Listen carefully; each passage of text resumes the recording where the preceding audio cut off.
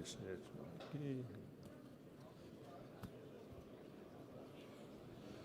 Good morning, ladies and gentlemen. Welcome to WAM Vault Live. It's exciting to be here in person again and see you all and a number of familiar faces. I just like to give a disclaimer, from a legal perspective, our views of the market and specific companies are dynamic, and it's written here and can change daily and can change probably minute by minute, and we're able only to provide general advice, not specific advice.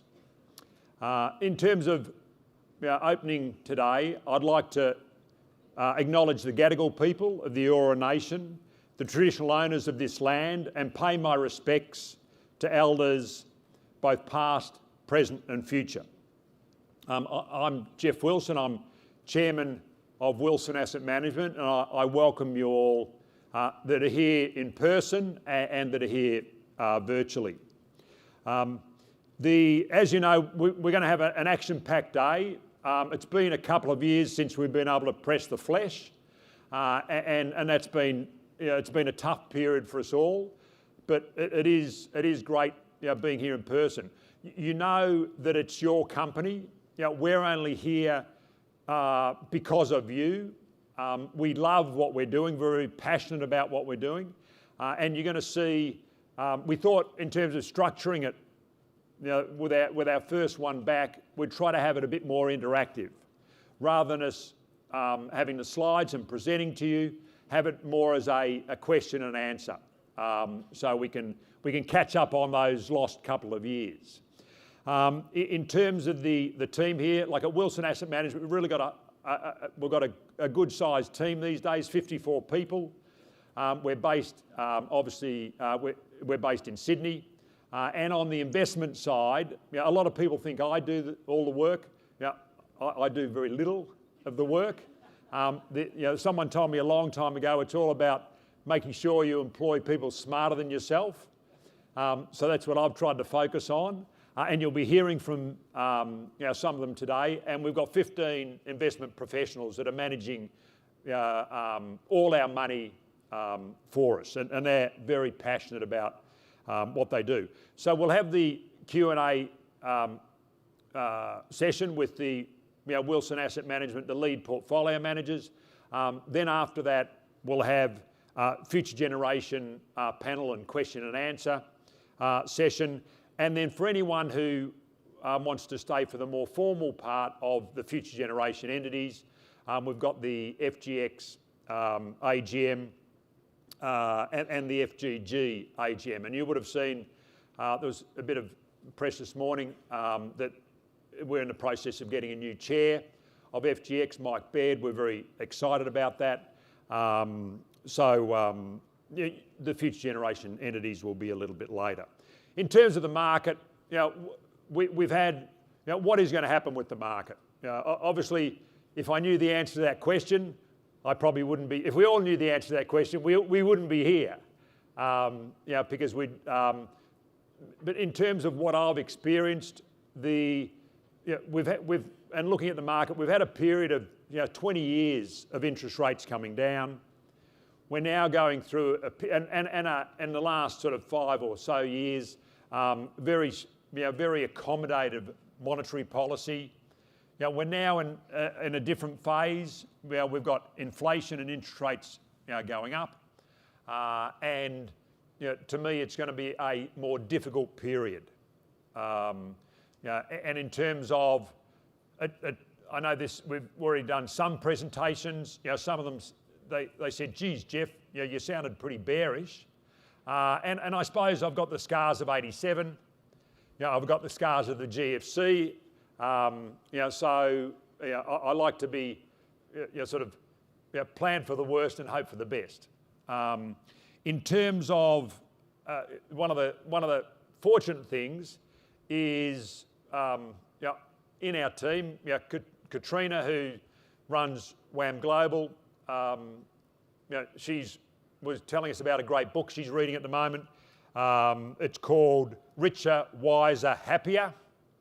How the world's greatest investors win in markets and life, by William Green. And I thought, what a great title. But in there it talks about, you talk about being bearish, about worried about the market. It talks about a 20-year, the 20-year period before this book was written was the 20 years to 2017. And over that time, the US market went up by 7.2%. Now, if over that period, you missed the 20 best performing days. So that's 20 days over 2 decades.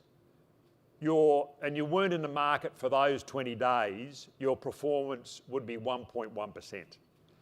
So I suppose what I've learned over time is if you have, you're invested in a good structure, you've got, and we think the LIC structure is a great structure, you have professionals managing your money, and I suppose it comes back to the old saying, it's time in the market rather than timing of the market.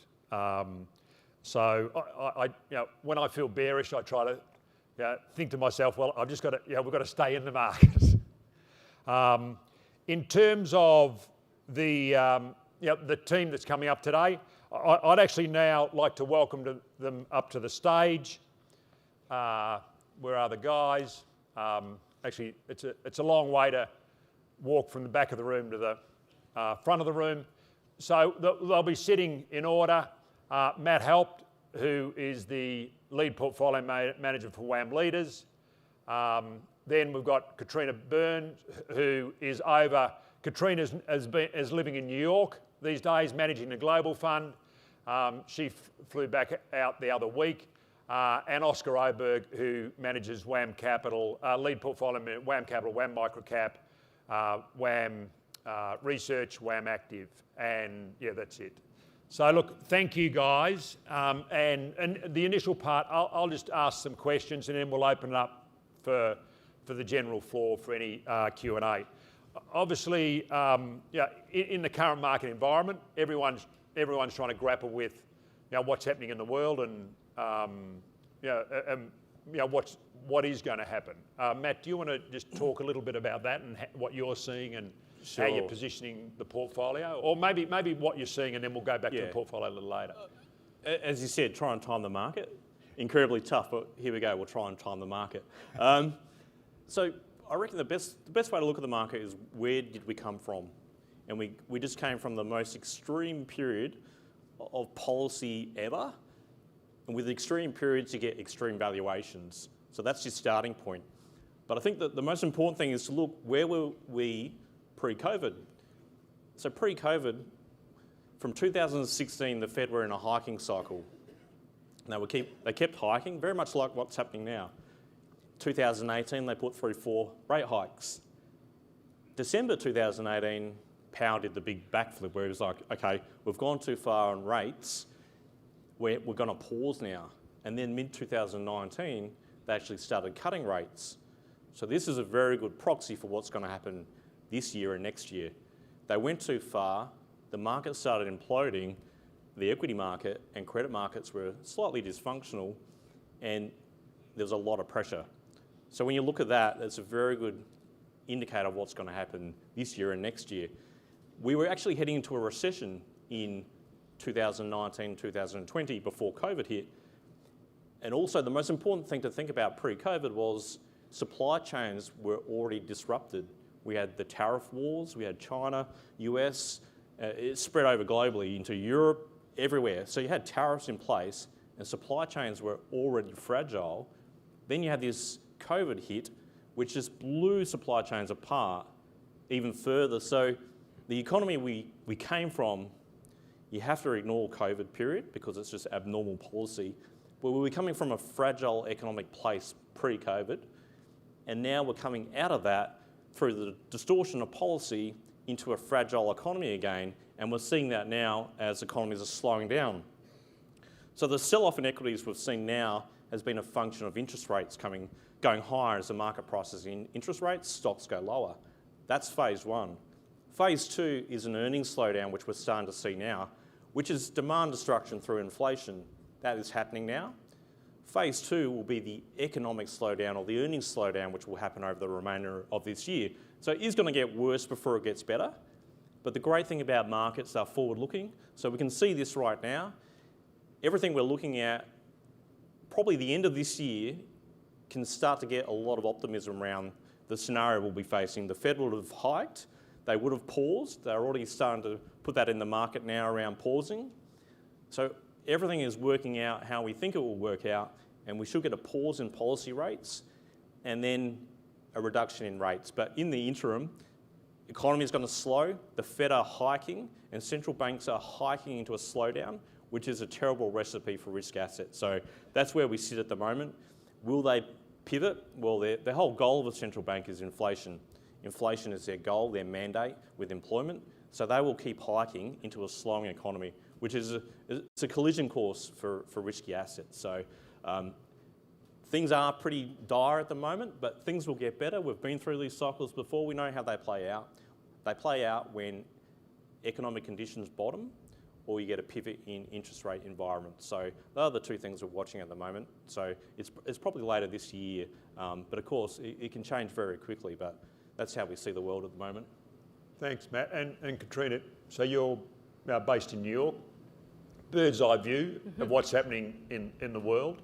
Like, what are you seeing, or what's your view? Or yeah, absolutely. And would completely agree and echo what Matt said. I think it's been interesting. You had the fragility of supply chains, etc. You had the COVID pandemic, which put extra pressure. Now you've had Ukraine crisis, which is obviously putting pressure on food and energy prices. And then you've got zero COVID policies in China, which are putting additional pressure on supply chains. So it is a bit, it's very messy at the moment. And that other point around interest rates is also, we've had, as Geoff talked about at the start, this ongoing period of lowering of rates, and that's really led to enormous divergence between what sectors have worked and which haven't. And this era of free money has led to enormous escalation in asset prices, whether it's in equities, whether it's in house prices, crypto, NFT, any asset has seen this, enormous run up. And so, what we're seeing in terms of interest rates going up, I think is actually really healthy for asset prices that are totally inflated on the basis of not much. And I think I'm actually very positive in terms of we are seeing a reset in some of these insane valuations that we've seen. When we look at a lot of the tech stocks in the last few years, it's been very difficult when you actually have an anchor to earnings, because a lot of these tech stocks have gone up to insane valuations on the back of no earnings or very little earnings. And so we think it's actually really healthy. As rates go up, we're actually going back to focusing on companies' earnings and reasonable valuations of those earnings. And so I'm actually really excited about the period ahead. None of us like seeing markets go down, and that is, painful for all of us. But I think in terms of the opportunities that we're going to see, over the next 6 to 12 months compared to the last 5 years, it's going to be actually really exciting. And you're seeing that. And in terms of those, overnight, this week, say Snap, which is a US tech company, it fell by 43%, and it's still on 250 times earnings. It's just crazy. And so there's no bottom to as in it can fall, it can halve again and halve again. And you'll still think, I still can't justify the valuation. So I think some of that, hot air is coming out. And I'm actually really excited, and I think that's healthy. Markets go in cycles. None of us like seeing share prices, our portfolios go down. But I think, it will. The opportunities that are going to come up in the next, 6 to 12 months are actually really, really exciting. Particularly, like Oscar and I tend to love investing in small mid-cap companies, and what we've seen of late is, as we go into any risk around, the economic cycle, etc., they tend to get hit aggressively first. And so we have seen that. In US stocks, for example, it's the biggest divergence between small and mid-cap stocks versus large in 37 years. Haven't been at this level since the dot-com bust. So, we've seen a lot of share prices already hit very aggressively. As Matt said, we've had the valuation piece where we're resetting on that first. Next is earnings. But we're already seeing valuations of certain companies that we're looking at look really exciting. So not fun as we watch share prices go down, but really quite optimistic about, as we get through this period, a return to sanity. So quickly on those numbers, I just did. So Snap's got to fall 96% to be on a PE of 10. Yeah. So Oscar, obviously, looking at the Australian mids and smalls, very bottom up, in terms of spending a lot of time with companies and management in Australia. What are you seeing? What are they saying, and how are you seeing things?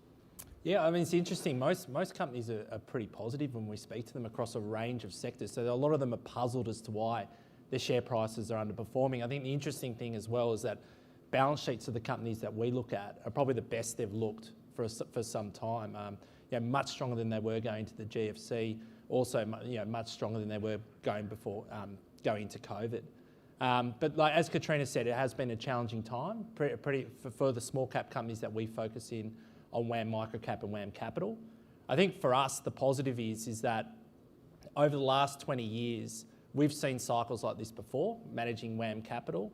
And I guess every time, you trust your investment process, and every time we've been able to come out and bounce back and be in a stronger position than we were when it started. So we're feeling very good about the environment, as Katrina said, going forward. Valuations in some sectors are at multi-decade lows. Balance sheets are strong, and I guess most importantly, there's plenty of catalysts out there, and we think that can drive share prices over the medium to long term. Yeah, it is strange. I know as investors, we tend to get really excited when the market falls. Well, because things are getting cheaper and you can find real value. In terms, just with you, Oscar, in terms of the investment process, just want to talk about that. Obviously, a lot of company contact. Do you just want to take us through, the investment process?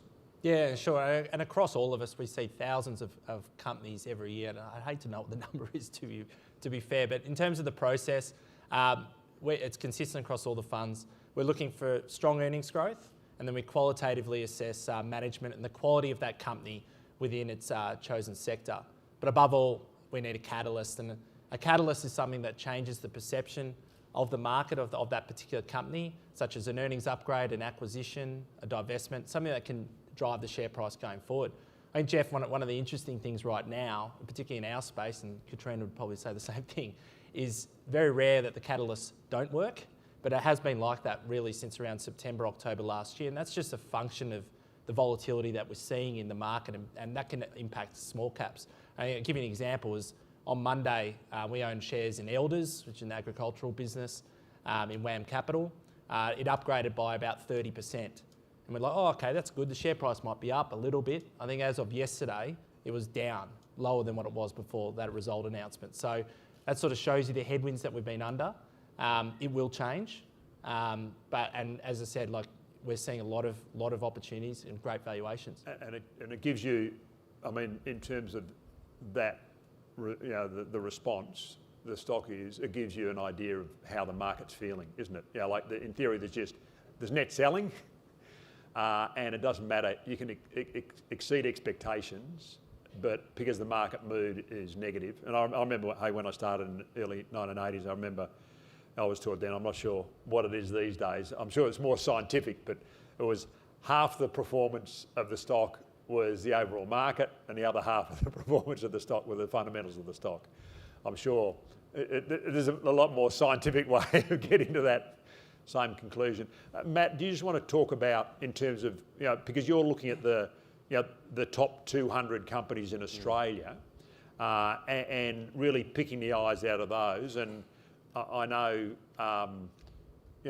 3 years ago when WAM leaders, when you outperformed by 10%, I thought, well done, Matt and Johnny and the team.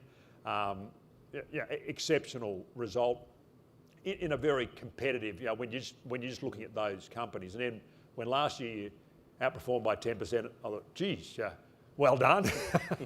And then this year, I think you're outperforming by 15% at the moment. And that's just looking at the top 200, which to me is, congratulations, exceptional work. So how are you positioning the portfolio at the moment? Yeah, at the moment, as Geoff said, I guess the differentiating factor is we run much more of a global macro overlay on the portfolio, because as Geoff talked about with the sensitivity of our companies is more global growth related or domestic growth related, like not stock specific. So we're watching every market in the world, every asset class, trying to get clues on how to shape the portfolio. So I guess this year we were positioned for rate hikes before they played out. How we're positioning now is quite defensive still. So we had a bit of a tilt towards staples, healthcare, and again, we've done the back testing on these environments. What we do is we sort of back test the sensitivities of stocks against previous cycles all the time to get a bit of a hit list on how to position, some clues, and then just work it out. So we had a bit of a defensive tilt. How we're positioned right now, we're still overweight some of the mining companies, like more China specific, not global growth related, which is copper, but more of the iron ore exposed companies. It's still very much defensive tilt because healthcare companies generally aren't very cyclical because you've got a health problem, you need to get fixed. It's that simple. It's not really that discretionary except for the elective surgery type. So healthcare is very defensive, will work well, and staples as well. So we're quite heavy in Woolworths and Coles still, especially after the sell-off after Walmart, when, again, this is a sign of what our job is to read markets. So when we see Walmart miss earnings and get thumped in the US and then Woolworths is down 6%, that is a signal that we're starting to get the extreme negative positioning, because in market cycles you get extreme at the other side too, where you get a non-related event which will send a big company down 6%. That is a signal to me we're starting to get some silliness back in the market on the negative side. So that was the first instance. So it's going to go on for a bit longer, but you're starting to see that now. So defensive position, our cash weighting is around 3%. We run a fairly low cash weighting because we try to position the portfolio with stocks rather than cash.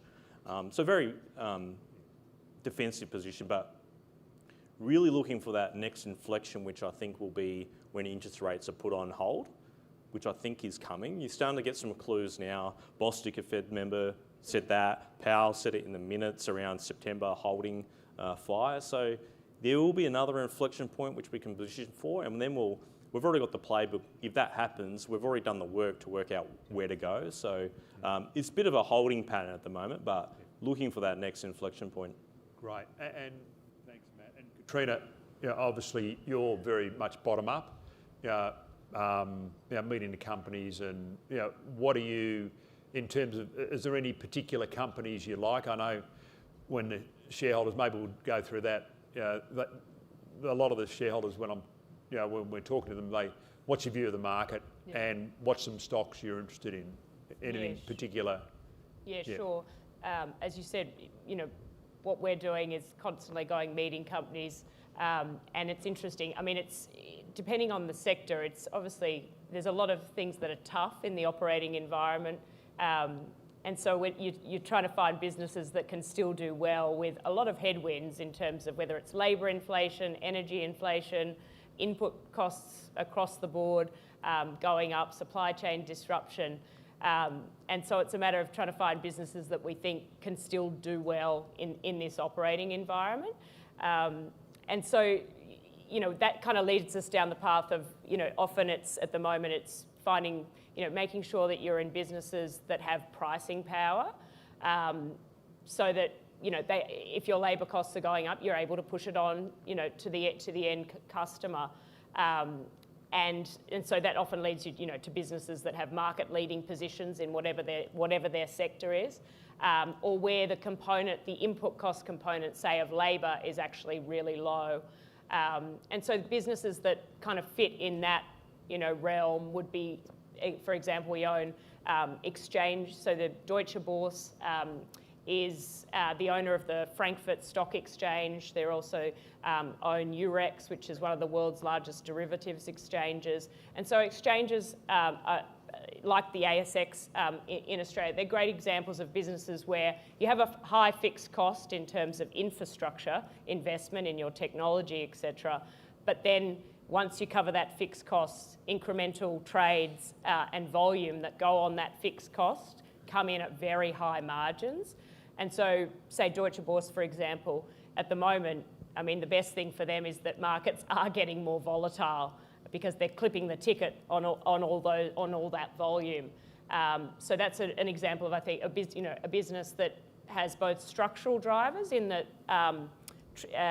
volumes of fixed income, volumes of derivatives are coming from off-market to on-exchange. So there's a structural element, and there's also this cyclical uptick that's happening in terms of more volatility coming into fixed income markets as rates go up. And so they're actually a beneficiary of the current operating environment. So businesses like that, firstly, great market position, fixed ability to price well, and actually a beneficiary of volatility that is actually, most businesses are struggling in this operating environment. They're actually benefiting.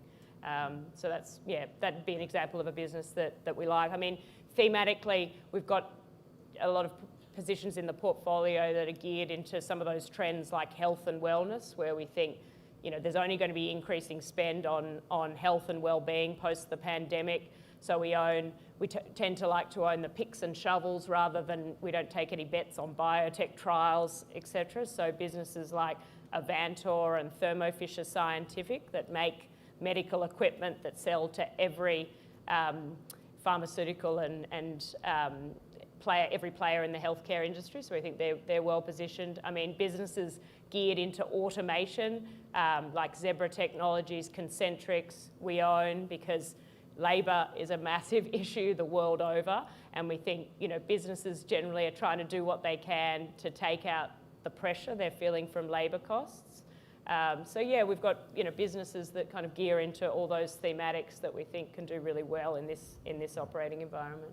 Thanks, Katrina. And Oscar, any stocks for the investment bag, our show bag?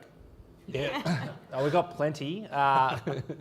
I'm sure there'll be a lot of questions, maybe some sort of buy, hold, sell or something like that, probably a bit later. But company we quite like at the moment is Mars Group. It's one of our largest positions in the portfolio. The ticker there is MGH. Business listed at the back end of 2020. It's a founder-led business. Over 60% of the shares on issue are owned by board and management and the founders, which is always a good sign. In terms of what the business does, it's a building materials and construction business, but it's located in regional Australia. And I guess one of the key themes that we've seen over the last few years is due to expensive cost of living in the cities, in particular Sydney. We've seen a whole exodus of people go into regional areas such as Dubbo, Tamworth, Orange, and so forth. And I can't help myself in these things. I am a country boy. And those towns, in terms of population, have really exploded over the last few years. And so Mars is the dominant player there. And if we have a look at sort of what the run rate of earnings for this business in the second half of this financial year is, we think that alone can drive a 10 to 15% earnings upgrade into the August result. Has a very strong balance sheet. It's got a lot of property on the balance sheet. And we think the stock can double over the next 2 or 3 years. And I'm just going to throw this one in, stock without notice, only because we were talking about it yesterday. And I know a number of people here would be aware of the company, and I know at our various presentations I've made various comments and got in trouble for those comments. AMP, what are your thoughts on AMP? Yeah, it was funny. I was talking to a gentleman outside, and I saw his expression on his face when I mentioned it. He was like, "Oh, what are you doing?" Yeah, no, but we like it. The big catalyst for us, it sits on the market-driven part of the portfolio, was the sale of AMP Capital, or Collimate Capital as they were referring to. That has been completed. And if you have a look at the net tangible assets of the business, it's around $1.35 a share, and that's what we think is probably the worst case. It's actually higher than that if they achieve various performance hurdles. Current share price is about $1.09, so it's trading at a 20% discount to its NTA, which is fantastic. But what's more important is that due to the sale of AMP Capital, they're going to return probably about 50%.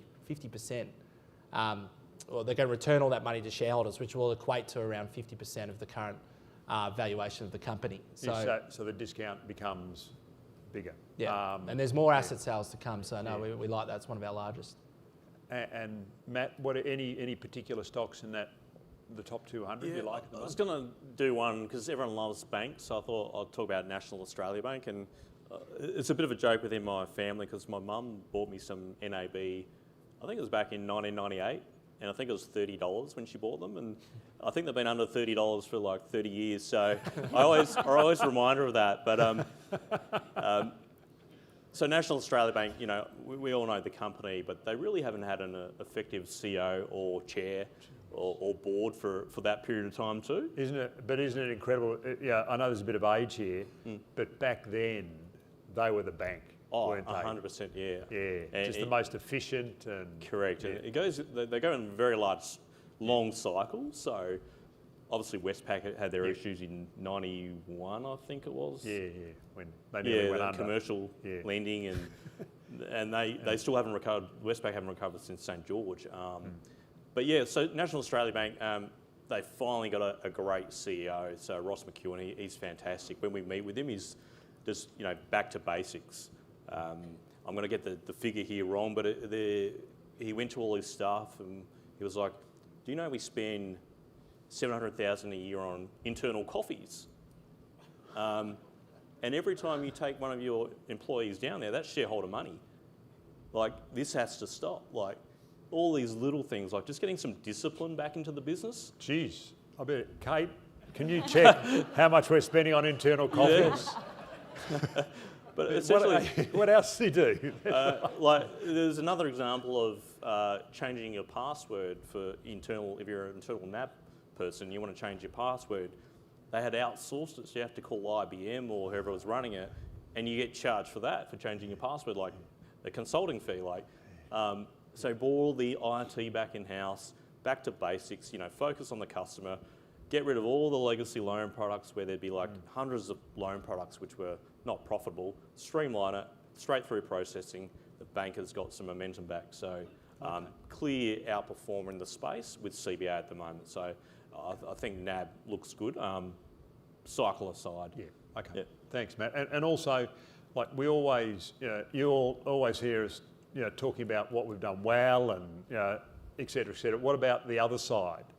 Why don't you hit us with a stock that's disappointed in the last 12 months or last period, and sort of what you've learnt from that? Which way do you want to go? Oh, I can go first. I've got one that's lasted for 3 years, IAG. It's so cheap, but it can't catch a break. Like, they had the fires before COVID, then they had COVID, which, again, this gets back to discipline. They were writing policies which were using the wrong wording from the Quarantine Act, so they weren't actually exempt from COVID. Like, what a mistake! $1.2 billion of potential BI claims, which it won't be, but it wouldn't, like NAB worrying about the coffees. Don't worry about the coffees. Yeah. But worry about the wording. Exactly, like just an oversight of having the wrong wording in policy. It's cost them a lot. And then we went into floods this year, so the business looks incredibly cheap, well capitalised. The management are good, turning around, but they've just been struck with 3 years of bad events. So it's been dead capital in our portfolio, like for 3 years now. But we've still got hope.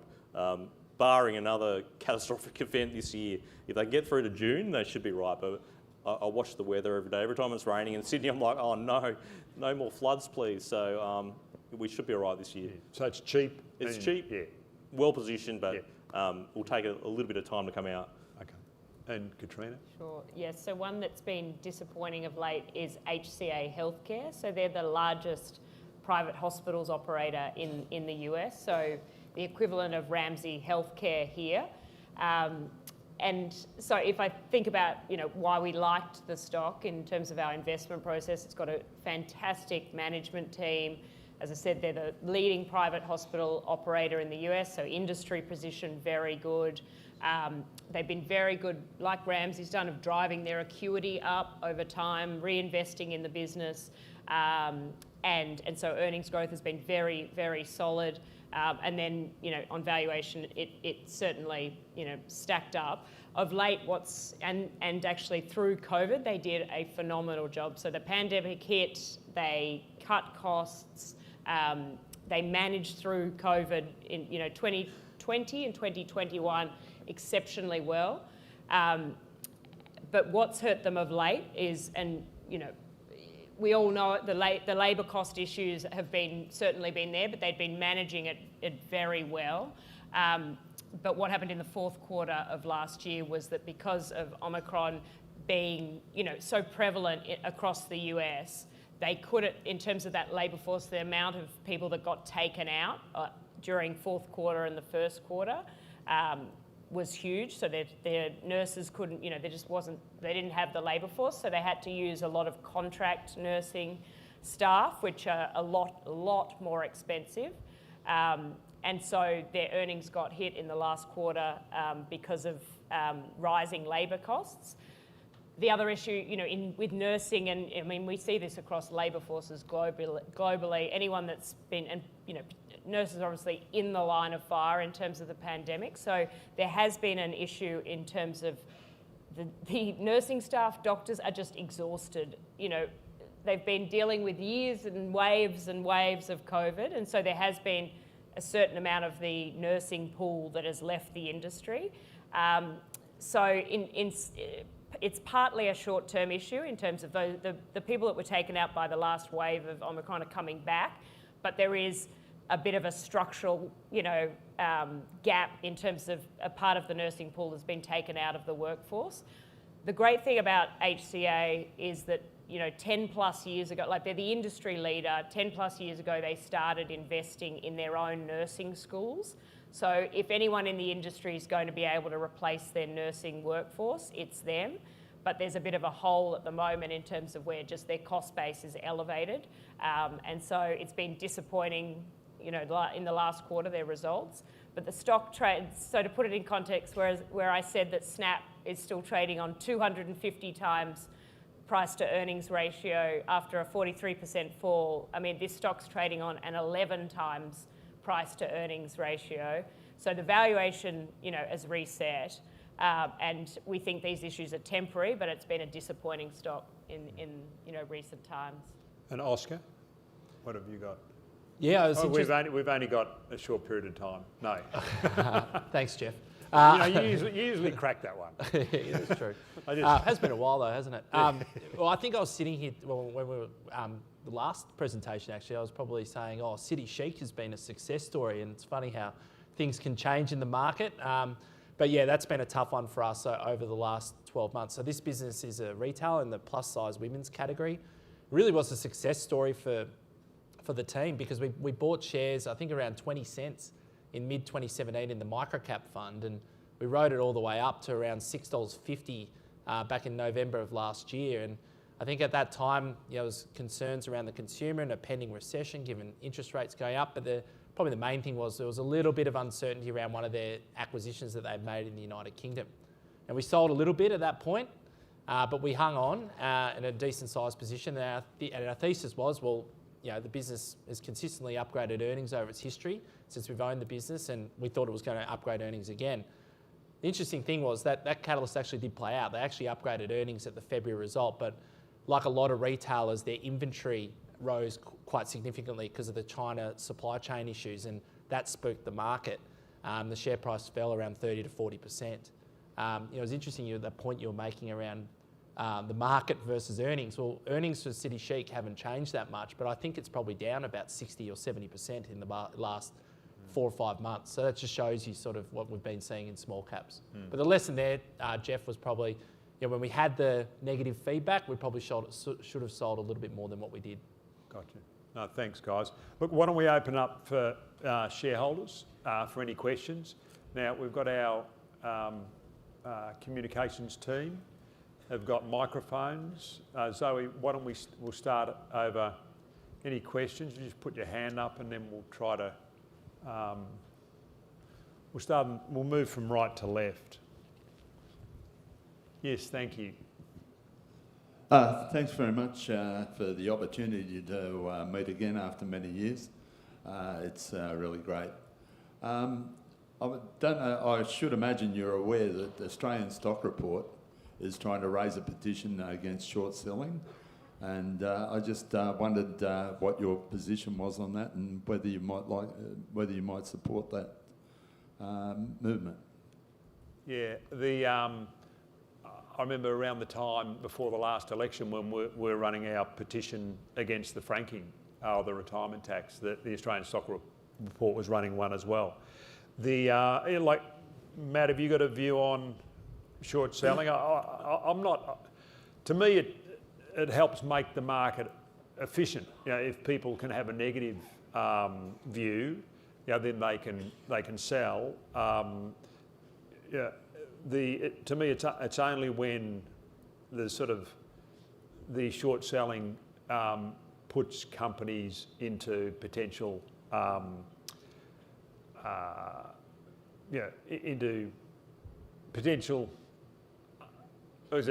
financial distress that isn't a result of their own making. Because to me, you know, the interesting thing, we go back, you know, the GFC. All the companies, whether it was ABC Learning, Babcock and Brown, Alco, they're all complaining about the short sellers. And more recently, Blue Sky, yeah, they're complaining about the short sellers. The fact is the short sellers are right. You know, those companies had structural problems. Too much debt. Centro, I remember they were complaining about short selling. So the actual short sellers were right. So it just made the market a bit more efficient. So I'm not that necessarily against short selling. Only if it puts, if it's a sort of a bank, and it puts sort of the financial viability of the business at risk. Usually the short sellers come because there's something structurally wrong with the company. And a good example is, corporate travel. There was, a fund manager was very negative on that. Put out a number of theses about short selling. They weathered it, and now, they're still operating well. Have you guys got any other? No, I'd back that up. Like, when we moved to covered short selling, I thought that was a good example of changing the rules. But to eliminate short selling, I think it serves a function. Like, if you move to market manipulation, that's a different story than short selling. But short selling in itself isn't that dangerous. Like, it's a useful tool for some people. We're not big short sellers at all. Like, I can't, in WAM leaders, I think, geez, it'd be 3-4 years ago before when we shorted. Like, we don't use it personally, but I don't have any fundamental criticism of short selling.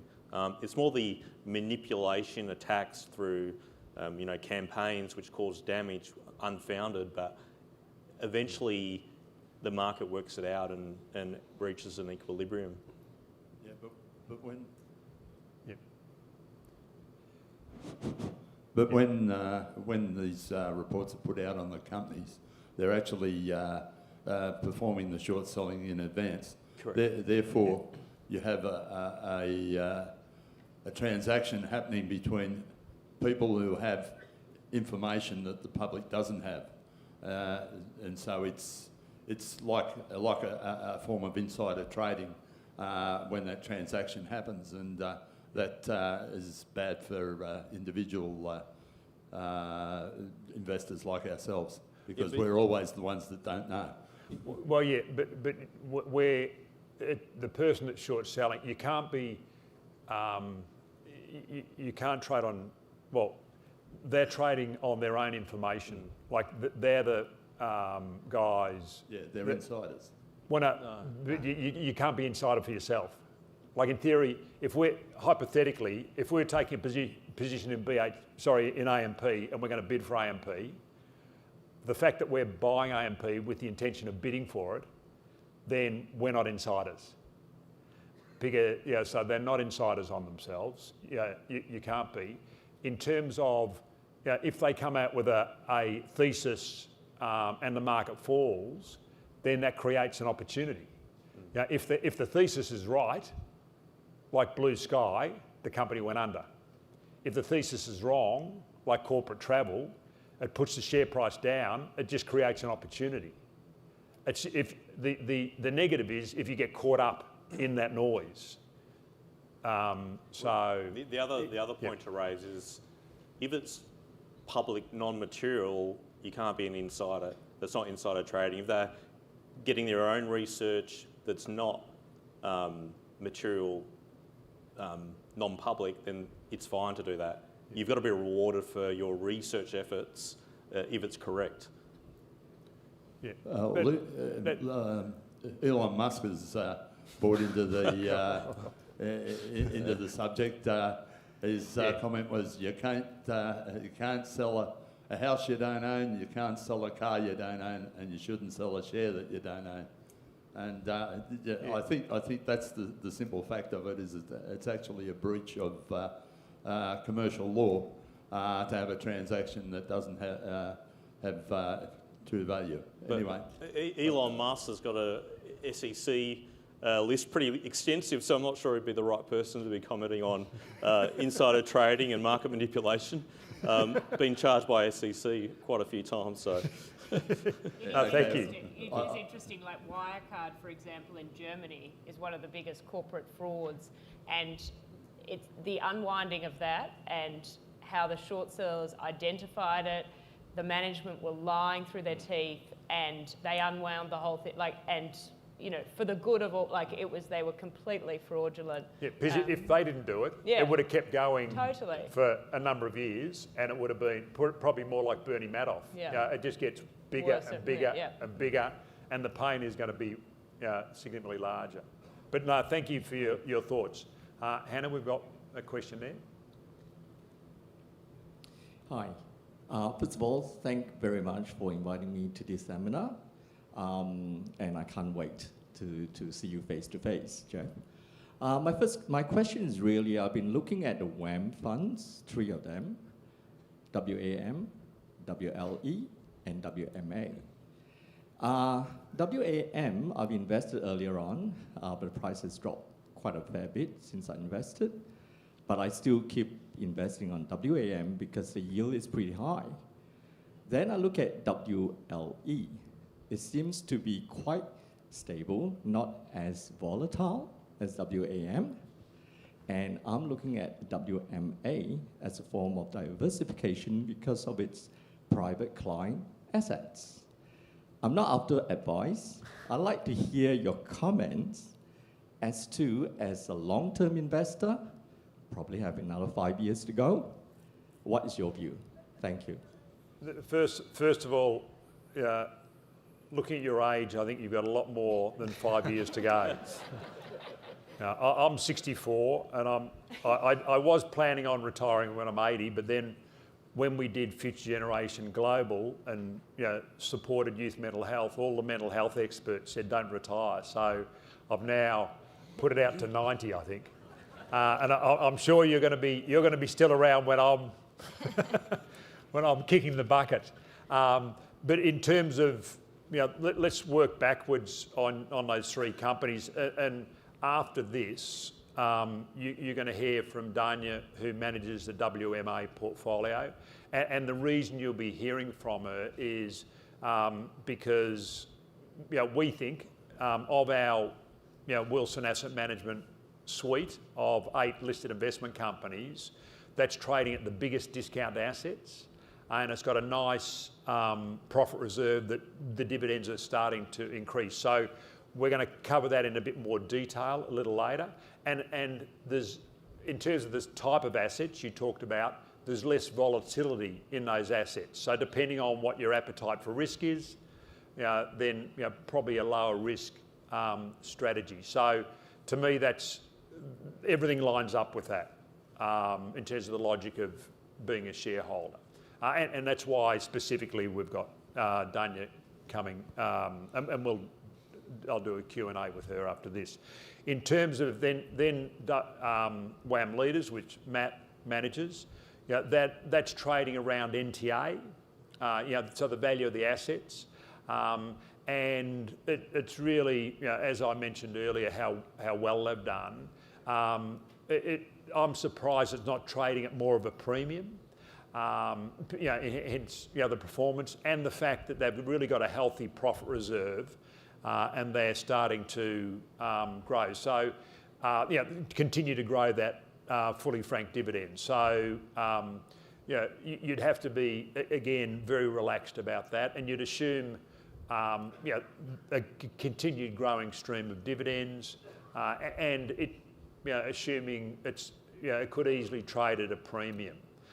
Then on WAM Capital, the dynamics for WAM Capital more recently there's been obviously share price pressure, and I'm not sure if you've been in for a while, but in WAM Capital, I think we've made 8 or 9 takeovers in the last couple of years. It's just been an opportunity to rationalise the sector, and you tend to find, and this is, I know the guys were talking about it before, in times of change or difficult periods, the strong get stronger and the weak sort of get taken over or disappear.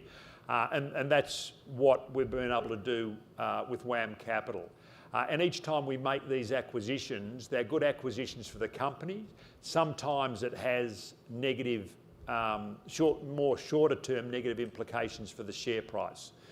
With the most recent acquisition for WAM Capital was a reasonable size acquisition, $320 million of assets, and that was West Oz and Ozgrowth, 2 other LICs. They had the main reason we're buying the assets cheaply. We've made WAM Capital in terms of dollars made. It's a little under $40 million that we've made, and also a secondary benefit is some franking credits. We actually picked up enough franking credits to be equivalent of 2 cents a share per WAM Capital share. So it's a decent, it's about 40 million of ability to pay franking credits as well. So it was a good financial deal. The thing is,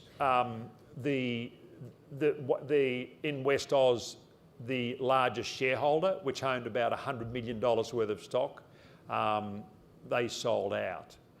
We also did have some in WAM Strategic, and pretty much whenever there's an acquisition, the plan is to go to cash if we can. We didn't in WAM Global. We probably should have in retrospect, but that's that was the plan going forward. Is that. So that's been putting pressure on WAM Capital. I've been trying to pick the bottom of WAM Capital, and I was buying 10,000. Then the Euros guys announced they'd sold out, and so that's why WAM Capital's bounced back a little bit. And I'd assume coming into the dividend, depending on markets, it would go back up again, because it started. I think it was around $2.30 when they. On the I think it was the 21st of last month, that the new shares were issued, and they sold all the way down to $2. I think they sold down to the West Oz, the Euros guys. So that's pretty much, the 3 companies. Thank you. And Emiko's got someone. Thank you, Geoff, and your leadership team. Can you please comment on Russia and the impact that's going to have on your investment and your perspectives? Perhaps Katrina or any of your leadership. Why don't I cover off on the global front, and then you can cover on the Aussie and resources, etc. So in terms of the impact, obviously straight away has been on energy prices, food prices, and you've seen considerable inflation there. What our first point of call in terms of our portfolio was, it's not an immediate question. You know, we have hundreds of meetings a year, and the first, you know, one of the first questions you ask isn't what's your Russia-Ukraine exposure, but that was certainly the first thing we did in terms of the portfolio was reach out to all the companies that we own, you know, to work out what their Russia-Ukraine exposure and in across the whole minuscule, and you know, each of them have had to talk through that to the market. So in terms of the actual portfolio and the stocks we own directly, it hasn't been a big impact. Certainly in terms of the world, there's no doubt that it's added to the inflationary pressure on businesses. In terms of also the supply chain impacts, there's issues there. And you've seen Europe in particular impacted because, you know, they're very reliant on Russian energy. And so sentiment from European companies ever since the Ukraine crisis has dropped dramatically. So the consumer sentiment and the worries around recession are certainly heightened the most in Europe because of those inflationary pressures.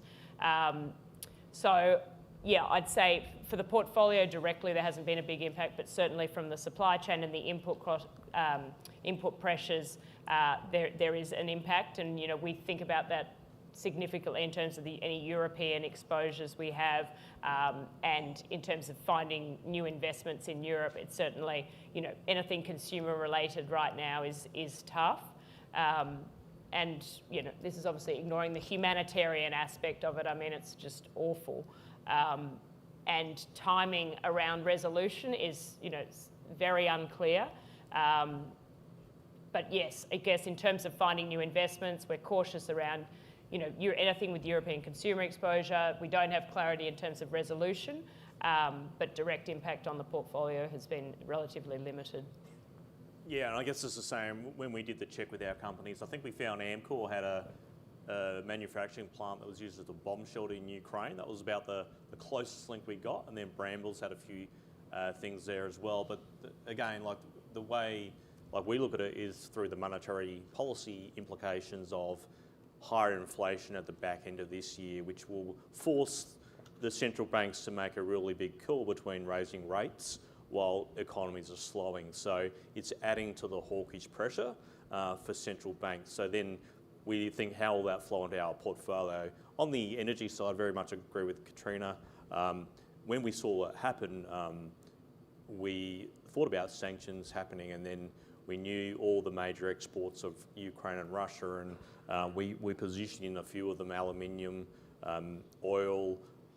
There was some manganese exposure too. So there was companies that would benefit from the interruption. So we looked in those areas. But yeah, it's very much on a impact to the global economy that the lens we're looking at it through, and the conflict between the impact to growth and the inflation impacts forcing the central banks to remain hawkish. Then if this conflict wasn't here, they probably would have the benefit to turn dovish quicker.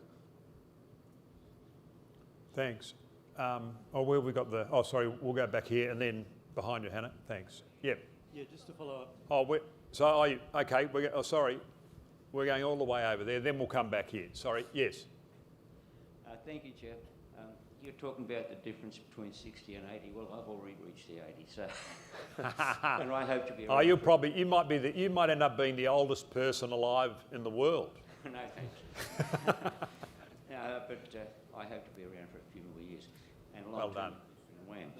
But interested in one of your stars potentially is a building company in the regions, and you were commenting on the big four banks. I'm very interested in your comments on the regional banks such as Bendigo and Bank of Queensland and their prospects in this next few years. Yeah, it's a great question. Regional banks really had it easy for a few years because of the funding markets. The RBA, they went crazy and just injected so much liquidity, and they had the term funding facility, which was banks could go and get cash from the RBA at 10 basis points. When interest rate rises happen, the banks with the largest deposit base do better, because these regional banks, if they don't have a large deposit base, they'll have to get wholesale funding, and wholesale funding is more costly than deposits because, as we know, banks don't pay us any money on our deposits, do they? So it's incredibly cheap funding for them. So you really got a position for the, so regionals won't do that well. The exception is Bendigo. They don't run a replicating portfolio on their book, which means most banks run a replicating portfolio which sort of neutralises the interest rate impacts on their book.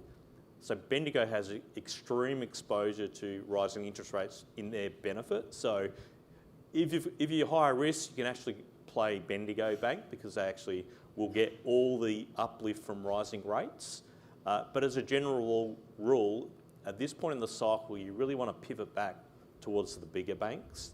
And CBA have the strongest deposit base, but it's also the most costly bank. But you really got to stick with those big deposit-based banks as wholesale funding costs will rise over the next period. So regionals you generally don't want to be in, and especially at this time of the cycle too, where things could actually get a little bit worse. So I'd say stick with quality and big deposit-based banks. Thanks. Yep, we'll go this way. Yep. Yeah, just wanted to follow up on Oscar's comments on City Chic and the fact that the share price got clobbered but sales haven't been hit that much. Your comment about holding a fair bit of inventory also flows through to the announcements the other day about Target and Walmart in the US getting hit in the same way. I'm just wondering, and it's probably more a process question than anything else, you know, you're still holding some City Chic, but the question is, what would you be looking for to either go out and dispose of that or dispose of a large amount of it, or alternatively, now that the price is down so much, what would make you go out and actually double up and buy some more? It's a great question because that's honestly the biggest, the teams here, that's what we talk about every day. And it's particularly those retail exposed or consumer exposed businesses, it's the number one question. I mean, on the inventory side of things, we're still very confident in the earnings. We're confident in the management team. Why aren't we buying more? It's a very good question. I think it's a very hard one. I mean, it's a small position for us, so it's not going to hurt us either way. All we know is that if the market... So what would it be as a percentage? 0.4% of the portfolio. Yeah. But it's a company we have got so much embedded knowledge in, and we know that once the market turns, and that's the key, when it turns, and say retail's back in vogue, it'll be the first company bought. So to put some numbers around it, when it was $6.50 a share, I think it was trading at 30 times on a price to earnings multiple basis. Today it's trading on about 12. So look, we're still confident in the numbers, we're still confident in the earnings, and we're going to hold it. And we think the balance sheet will, you know, over the longer term, we think they'll take market share and be better off for it. And you're probably waiting to double or triple your position. Exactly. Yeah. You're just waiting. So it's but on that, what are the catalysts you've got to see, or is part of it the market, turning, or as Matt's saying, that's right, we get through the rising cycle, and so therefore, obviously the interest rate rising, it's obviously putting pressure on the consumer. So are we, in our head, are we looking at more towards the end of the year, calendar year? Probably towards the end of the year, but in terms of the catalyst though, and it's actually important. I'm actually going to London in a few weeks for a week. It's the first time I've been able to travel overseas for almost 3 years. Oh, when are you going? I get there on the 20th. Oh, are you there? No, on the 10th. Oh, right. I'll be back. But as I think Katrina said before, Europe consumer, that's the hardest market right now, and the whole purpose of that trip is to actually see how bad it is over there. Maybe it's good, and that's the opportunity for us. But on the catalyst, it's, as we saw at the February result, we actually had an earnings upgrade. It didn't work out. It was inventory everyone's worried about. So the catalyst for us going to August is that we're comfortable in the inventory. We think they'll draw it down, and on the longer term, we see it'll actually benefit the company. So that's why we're staying there. It is interesting how low things can get though. Like I was looking at one of the US consumer discretionary stocks, and it's right in the firing line in terms of it was a massive beneficiary of COVID. It's in outdoor equipment and so forth. Recent IPO, so anything recent IPO no one wants to touch, but it's gone from, it came on at a 20 times price to earnings multiple. It's now at 4. there's clearly earnings risk, but in terms of the D rate and the unwillingness to step into consumer, and it's US, so it's, you know, more in the firing line perhaps in terms of earnings risk, but yeah, the unwillingness to step in right now to consumer discretionary, you know, is huge. So it's on 4 times prospectus earnings. Yes, which are wrong, like even by 50%. So the market's saying, that's right. Yeah. It's actually probably on. It could be on. Well, It could be on 20 times. Yeah, So, the earnings might drop by 75%. Yeah. Okay. We'll have another one here, and then we'll go back. Yes. There are just 3 parts to my question. One is, as part of your investment consideration, when you pick a company, do you actually look at the climate change impact? Its carbon footprint, there is talk about stranded assets, and there is talk about some of those banks you mentioned, some of the bank directors could be personally liable if they were to take any positions on climate change. Does that come into your consideration? Secondly, would you consider companies like, for example, Crown, or Star, or some of those companies, would gambling and those kind of companies, would that come in your consideration? Thirdly, some weeks ago there was talk about government clamping down on all the proxy voting firms where they decide how they, so how do you guys vote in companies' meetings in terms of, do you actually consider, take a position, do you take proxy firms' advice, how do you do that? Okay, why don't I answer the last one, because that's the easiest. And we'll let these guys answer the others. So yeah, we don't, we make our own decisions in terms of voting. We don't engage proxy advisors or anything. Yeah, so it's whatever we think, that's how we vote. Yep. And do you go, Yeah, on the first part of the question, 100% we look at it.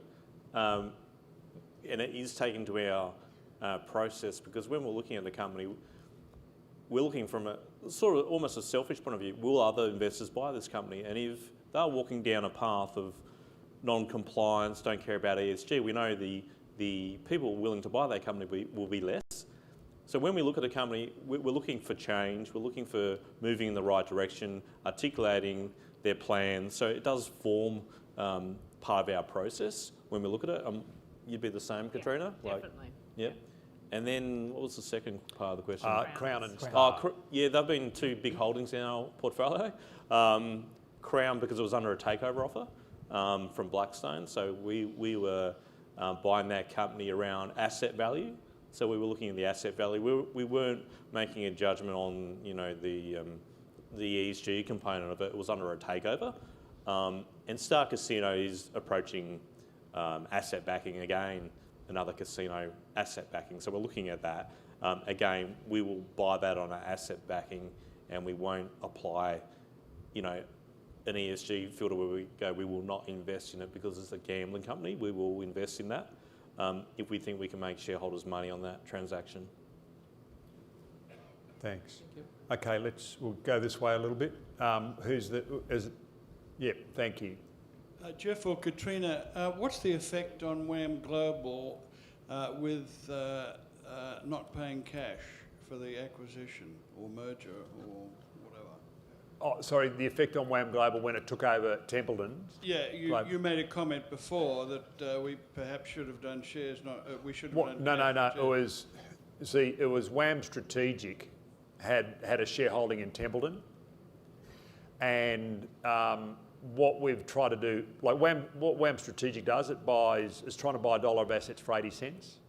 And so it has positions in other LICs, it has a small position in AGL, it could have a small position in AMP. Now, it's in theory buying a dollar of assets for 80 cents.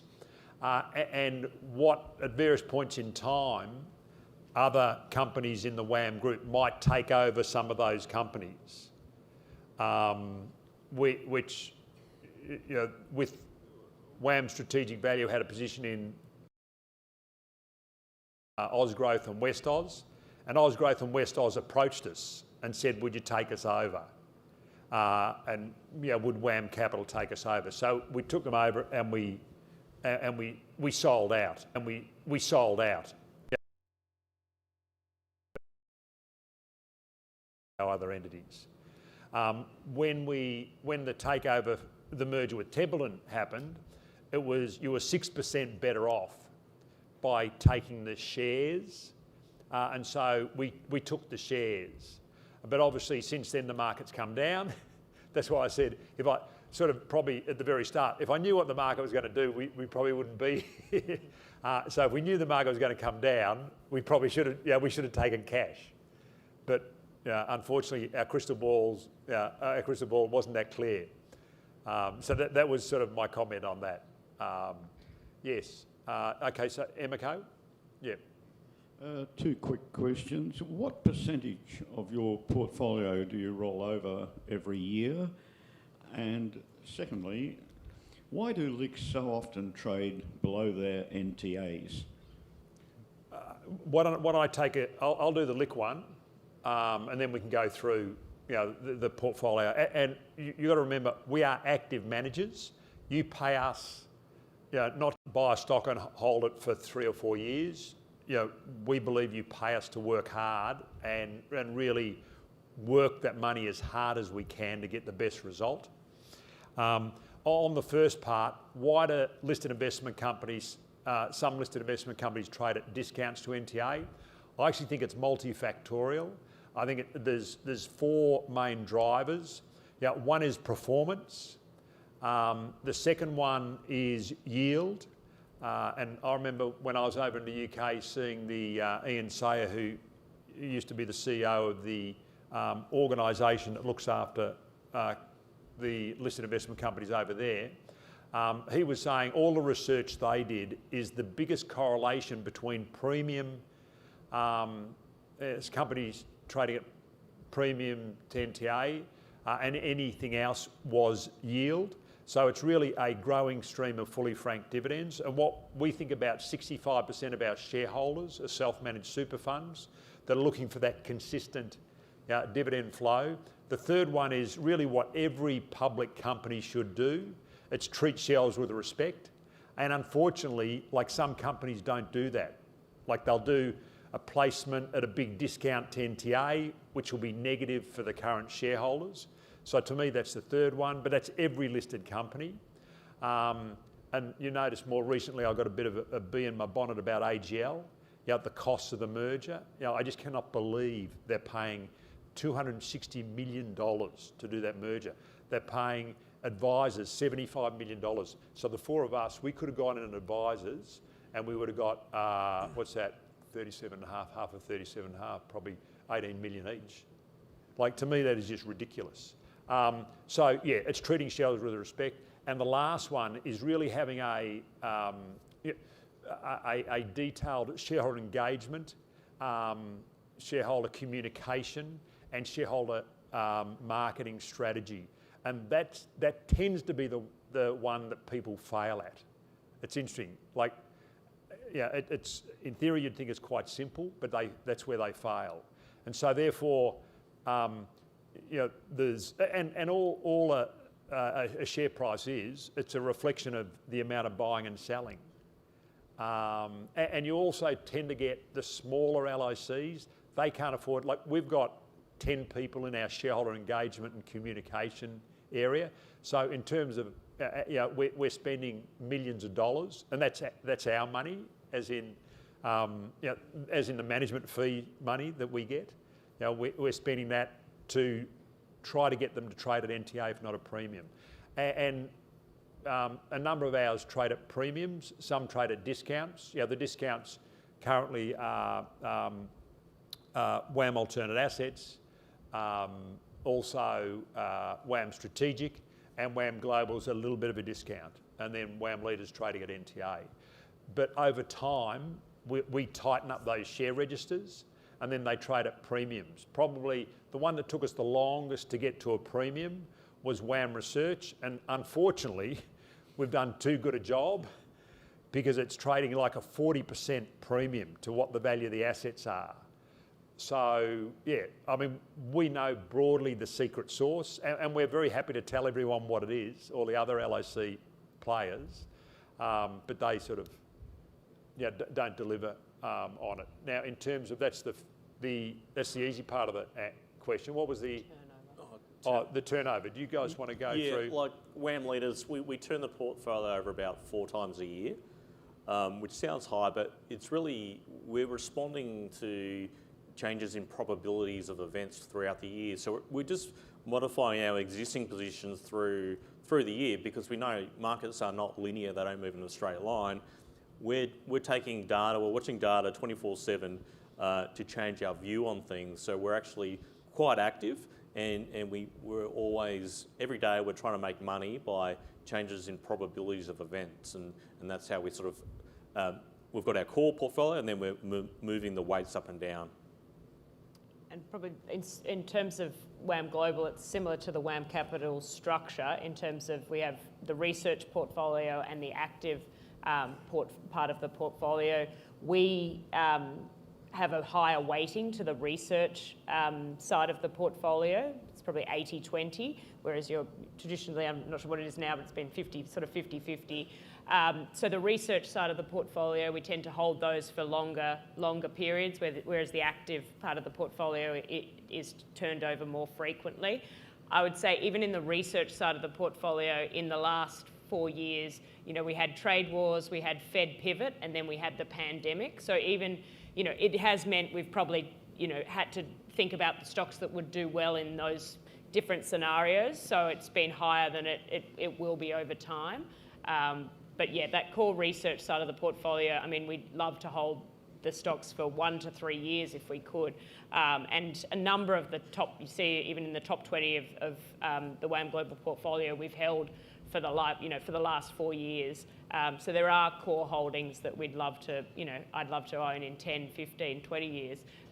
But it's a matter of always weighing up, where's the valuation, where is the earnings growth outlook for that business, has something changed with the management team?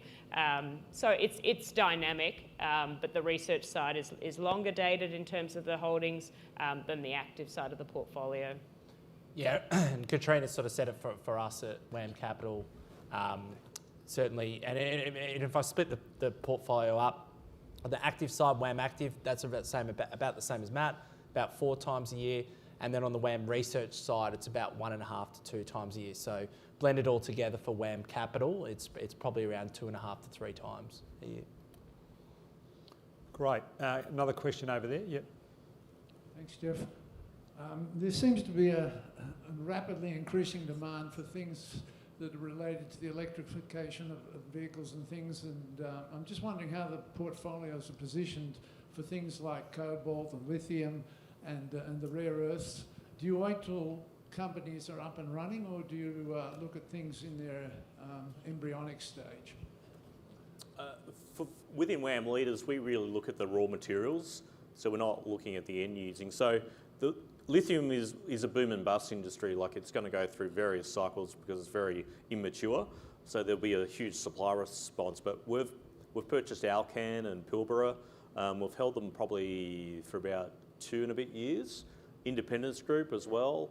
And also copper. Copper is a huge beneficiary of the electrification. So Oz Minerals is our preferred exposure there. So that's how we're playing it. And rare earths, I think Iluka is a standout at the moment. So the federal government have given I think it's a $1.3 billion non-recourse debt facility to build a rare earths processing plant. So they've got the titanium dioxide business as well, but that's an exposure you can get. So for us in WAM leaders, we just play it through the commodities. But it's going to be, lithium will be boom bust. Manganese we've got through South 32 as well, and nickel in South 32. So that's another good company to get exposure. But resources, you've got to be very nimble, and it's very driven by supply, demand, and macroeconomics too. So it's a tough industry, but we've definitely, our lithium exposure would be around 1% of the portfolio at the moment.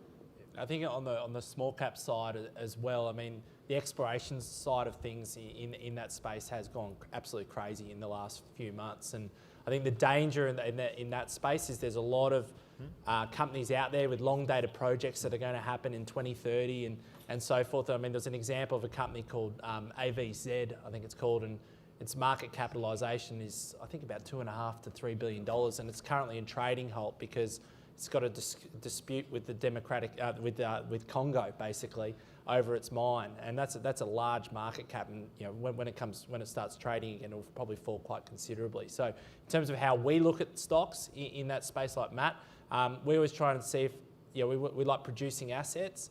We've got a small position in mineral resources, which also has the mining services side to that, and we'd probably prefer to play it through there. Look, I know we've got a lot more questions, and I've just looked at the time, and I know, unfortunately, we haven't been here for a couple of years, and we want to answer all your questions, but like life, everything's finite, and we've just gone a little bit over. Matt, Katrina, and Oscar will be outside. Anyone who's got any other questions for them, why don't you just follow them out and have a little conversation out there, because we need to get Dania up on stage and talk a little bit about WAM alternate assets. So look, thank you guys. Thanks. Thank you very much. And we'll all be around for lunch later. I'm not going anywhere. So thank you. And I'd like to welcome Dania to the stage. Dania is the portfolio manager for WAM alternate assets. And thanks, Dania. Let's sit down. And the reason I mentioned a little earlier that specifically I wanted to have the conversation with Dania rather than having her in the panel is Dania joined us a little over 2 years ago to run the alternative asset strategy. It's as a very wise shareholder pointed out, that it's an interesting group of assets, and from my perspective, I always like buying $1 for 80 cents. In WMA's case, I'm buying $1 for what are probably 87 cents. So it's still, at least I'm buying $1 cheaply. It's from our perspective, as in Wilson Asset Management, we think it's one of the, well, in terms of value, one of the most interesting ones we've got. One of our LICs. So we just wanted to have a bit of a conversation, and in conversation with Dania. We won't have Q&A with Dania, but Dania, after we finish this, will be outside. So any specific questions you have, please do that. Now, Dania, like we've just had the equity guys. Obviously the market's been jumping around everywhere. You've come in and you've been managing the alternate asset portfolio, for the last just under a couple of years. Yeah. Do you just want to give people a flavour of when they buy? I know one of your great phrases is it's, what is it, democratising alternative investing. Yeah, yes. democratising alternative investing, and I know. I mean, the reason why I was very interested to get hold of this portfolio, it was probably a bit of a selfish thing, is over the last 10, 20 years, you've tended to focus, you tended to see all the very wealthy, smart people have exposure to alternate assets. I personally had virtually no exposure to alternative assets, and WMA is the only listed investment company that you can get exposure to alternate assets. So do you just want to give us a little bit of a feel on what we're investing in when we buy a share? Yes, thank you. Thank you, Geoff. So WMA is a unique proposition. As you said rightly, it's actually the only listed investment company on ASX now that offers exposure to retail investors to a diversified portfolio of alternative assets. So you'd see there are some offerings in private equity or private debt. Within our portfolio, we have investments in real estate, infrastructure, private equity, real assets that includes water rights and agriculture. And the mandate is quite broad, so there are opportunities to expand further into private debt and other asset classes. So it is unique because retail investors historically haven't been able to access those asset classes. You know, in order to invest in unlisted infrastructure or private equity, you'd usually need at least 10, 15 million for just one investment. Plus, many investors couldn't really take illiquidity. We're talking about investments, some of them, they would be 5, 7, 10 years in terms of their duration. So the portfolio has a really good mix. We have about 26 underlying investments within the portfolio. It's well diversified. It's a live portfolio, which means the investments that are maturing, they're being exited, and they're being reinvested. But what is also really important about alternatives, I'm sure often when you see this word alternatives, you might think these are high risk assets. The reality is within that opportunity set, there are investments with various risk return characteristics. So we have exposure to investments that are predominantly income yielding investments, very mature, low risk investments. We have exposure to asset class like private equity that are predominantly delivering capital growth, and they are considered more of a capital appreciation investment. So it's a variety of the risk return profile as well. Gotcha. And in terms of your investment process, can you take us through that a little bit? Yeah, so the universe is broad.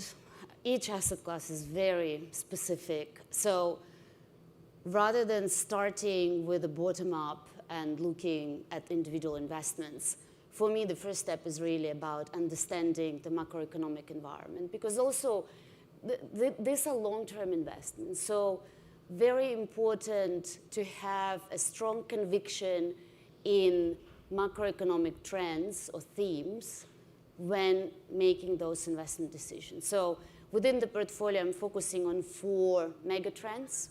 Basically, these are macroeconomic trends with strong long-term tailwinds. And this one is increasing or growing aging population, which results in really interesting opportunities within healthcare, digitalization or technical advances, plenty of opportunities there, and lots of those trends accelerated post the pandemic, increasing demand for food, and finally, the very important one, the climate change, that again, from both opportunity set and risk management is a really important trend for me. But to give you a bit of a flavor, so you heard Matt saying they turn sometimes their portfolio 4 times a year. Within WMA, per year, I can make 4 to 5, maximum 6 investments per year. So a lot of work is being done at the initial stage before investing, including visiting assets, meeting the investment teams, etc. But then also we have quite a unique structure. We have an investment committee for the portfolio that gives me this additional devil's advocate challenge when I bring on new investments. And on this investment committee, we have people, very high caliber people in the industry. John Roberts, he's chair of Macquarie Infrastructure and Real Assets. Sally Box, she comes from Future Fund with real estate experience. And we have Adrian Su, who comes from a global private equity firm, Carlyle, so very much private equity experience. And Geoff is the chair of the SC. No, thanks, Tanya. And obviously, as I'm on the board, I've seen the great work you've done, and since you took over, there was virtually nothing in the profit reserve, or a couple of cents, and you've been able to grow it to 16.8 cents. So in terms of the dividend, it's gone for it's sort of 4 cents, and then I'd assume it'll be interesting to see what the board decides, but it'll be gently increasing. So in terms of, so I know your abilities, but it's harder for the shareholders to understand. Do you want to give a little bit of your background in terms of, my experience? Yeah, your experience. because to me, you're incredibly well experienced to do this, but just so the shareholders understand that. Yes, that would also explain why I'm really passionate and excited about this portfolio. So over my career, just over 20 years, I've been working across asset classes like real estate, infrastructure, private equity, in various markets, so not only in Australia, but in the UK, the US, and then Australia. And I've been investing on behalf of large institutional investors. So, some of the names like Aware Super, they were the clients for whom I've been building out their private markets sleeves of the portfolios. And over time, I did see that institutional investors, they've been actively allocating or investing in alternative asset classes. In fact, you look at most of their portfolios, 30% plus would be invested in those asset classes. Looking at the broader market and our retail investors in Australia, that exposure has been minimal. And I really see our portfolio as a great opportunity, a great access point to those asset classes for our shareholders. There is no reason why not to invest in those asset classes. In particular, hearing my colleagues, what's happening in the broader markets, volatility, uncertainty, inflation, rising interest rates, alternative asset classes, they do provide very strong diversification benefits. So some of them, like water rights, they're actually negatively correlated to listed equities or other asset classes. Most of them would have inflation hedge, embedded inflation hedge. So one of the exposures within the portfolio is Wollongong day surgery, just as an example to give you a flavor. And it's an asset that is leased for 20 years to a tenant, high quality tenant. And the leases are CPI-linked increases every year. So, if I look at the exposure within healthcare real estate in WMA portfolio, 70% of the income is linked to CPI, and that's across other asset classes. So that's inflation hedge. Interest rates, asset classes like private debt, provides a really good opportunity to protect from rising interest rates because most of their deals, they have variable rate. So it's actually a good environment when the interest rates are rising. In other words, looking at this not only from the pure investment return perspective, but also what does it add to an overall investment portfolio, those downside protection, diversification, and other benefits. Gotcha. And one of the great things I know from our perspective is that you're talking about water rights, and you had been dealing with all the people that was in the portfolio when we took it over. So you already had the networks, the contacts. Absolutely. You had been doing research on them for a long time. So, yes, and that's the key because those investments, they're not listed investments, so having access to the opportunities through the network is really important. And just looking at the alternate asset portfolio over the next 12 months, what's sort of what's your outlook or your view? Or? I'm not as bearish as you. Well, no, I'm equity. I'm not as bearish, yes. Yeah. So I'm equity, so we feel the pain and then we come back up. Yeah. We do it over the long term, but you guys sort of go more gently. Yes, absolutely. So I'm only short-term bearish. I just want a good bear market to get some great opportunities. Yes, and then we have a bull market on the other side. Yeah, different stand. Yes. So for the next 12 months, when we look at the current portfolio, about 60% of the portfolio has been maturing over time. Maturing, what it means is that the investment was made in 2015, 16, 17. Over that period of time, the strategy has been implemented. So now it's the time to either sell those assets or exit those businesses, which means as a portfolio manager, I'm now realizing the value of those assets. The exits that we've had so far have been all over carrying value of the investment. So my expectation is that we'll see more strong exits to come over the next 12 months.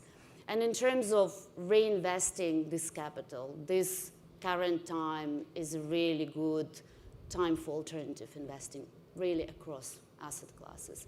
The key is quality and following those thematic trends and thematic investing. So this is what I'm working on for the next 12 months in terms of identifying those opportunities and reinvesting the capital. Perfect. Look, thank you, Dania. Thank you very much. And if anyone has any particular questions for Dania, I'll be outside. She'll be outside. No, thank you for your Jeff. hard work. Thank you.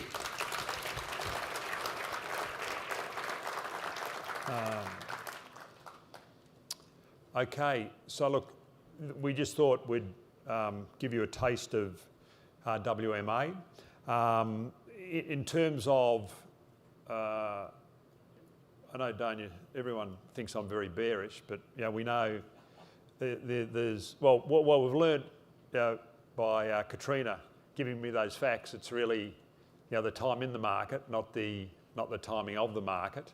And I think Oscar mentioned as investors, the tough thing about investors, you've got to work against your emotions.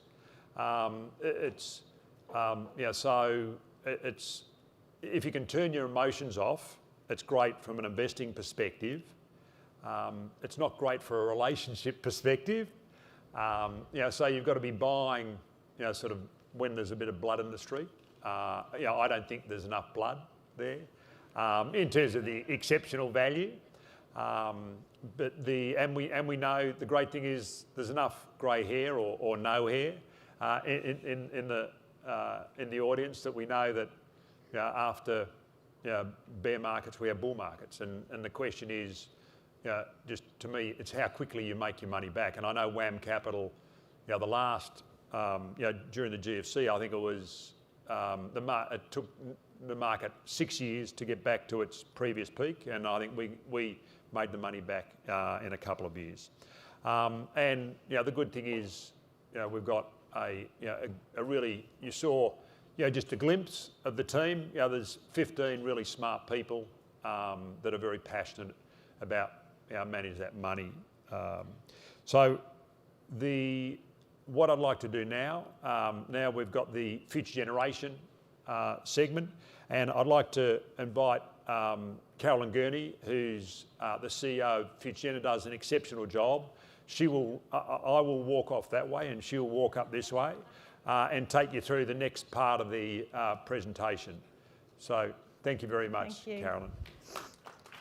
So you're actually going to see Geoff again in about 3/4 of an hour because we're going to do a panel with the Australian Financial Review. I'm going to change it up a bit and sit here. But I'd really like to welcome on stage as well Lex from Youth Off the Streets and June Bay from Tribeca, and Martin McCarthy, who's just coming up, who is basically on the investment committee for FGX and FGG. So now Geoff has gone out of the room, I'm going to talk about him.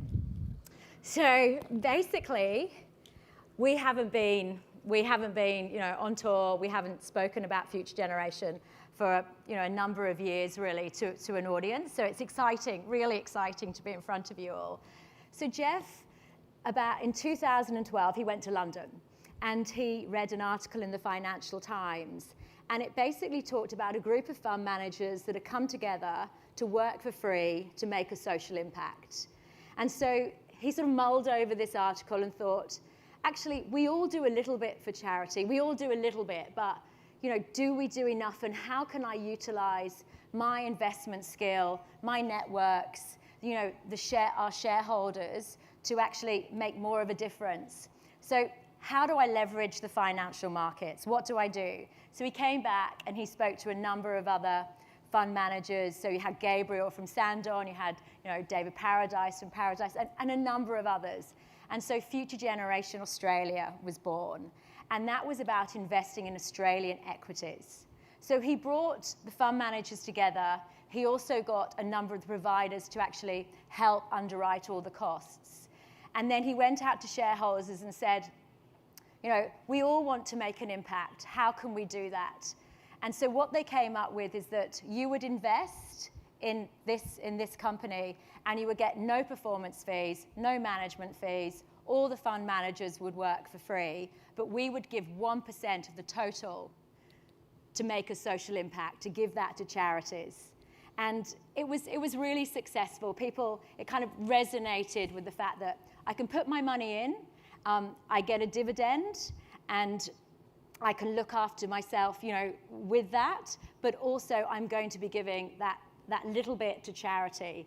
And so I think from him and from me, without a doubt, and I have been CEO for 6 months, it's about getting everybody to have a little bit of future generation in their portfolio. So we give back. Then 2 years later, he wanted to do the same again with global equities. So Future Generation Global was born. And when I think about sort of the global side, I think, you know, we had to bring in a different range of managers working for free, no performance fees, no management fees, and we give that 1% as well. But we took charities that were very, very different. So for example, for Future Generation Australia, it was youth at risk. And the fact that Lex is here today, you know, is testament in terms of what she's going to talk about, in terms of the impact that you've all made as shareholders to her not-for-profit. And then with Future Generation Global, it was about youth mental health. And that's something I think during COVID, we've all seen, you know, we've all experienced in some way. So I'm really pleased that I can talk about those today. So we have a slide in some of the fund managers and the charities we support. So luckily for you, I'm not going to go through every single charity and let you know what they are. But I think the best thing really would be to ask June Bay to talk about, you know, what does she do as a fund manager? You know, you work pro bono, the money's in your main fund, like it's important, I feel it's really important to you. And maybe if you can talk a little bit about your inspiration and, you know, and what your outlook is as well. Well, absolutely. So, look, my inspiration, first of all, I'm very honored to be here. Thank you so much for including me. And it's always a pleasure to be talking to everyone here. You know, for me, it's an honor really to be able to manage money for future generations. And it's such an honor really to be part of the Future Generations family. You know, not normally when we, you know, when we're in the finance industry, exactly like what Caroline said, that we do a little bit of charity things here and there, but we never really follow through. And we never really follow up to see what happened and, you know, all have a strategic vision of where we want to get to. We just feel like we want to do more. You know, when the opportunity came up, I think we probably been managing Future Generations money for 7 years, since 2015, I just checked, and almost since the beginning. You know, and that was just really eye-opening for us. You know, every day we get to do the things we're passionate about, which is investing in the share market, you know, buy, sell shares. At the same time, we're doing something that goes towards all the social contribution.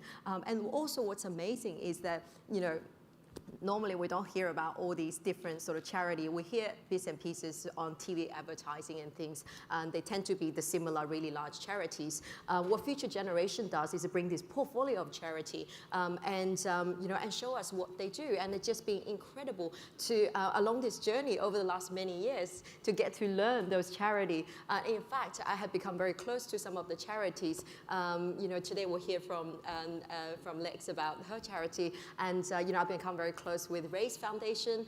Also another little one, they help, you know, high school kids finding mentors during a time when it's been very challenging. So it's just incredibly rewarding. And then by doing something that I love at the same time. So inspiration is fantastic.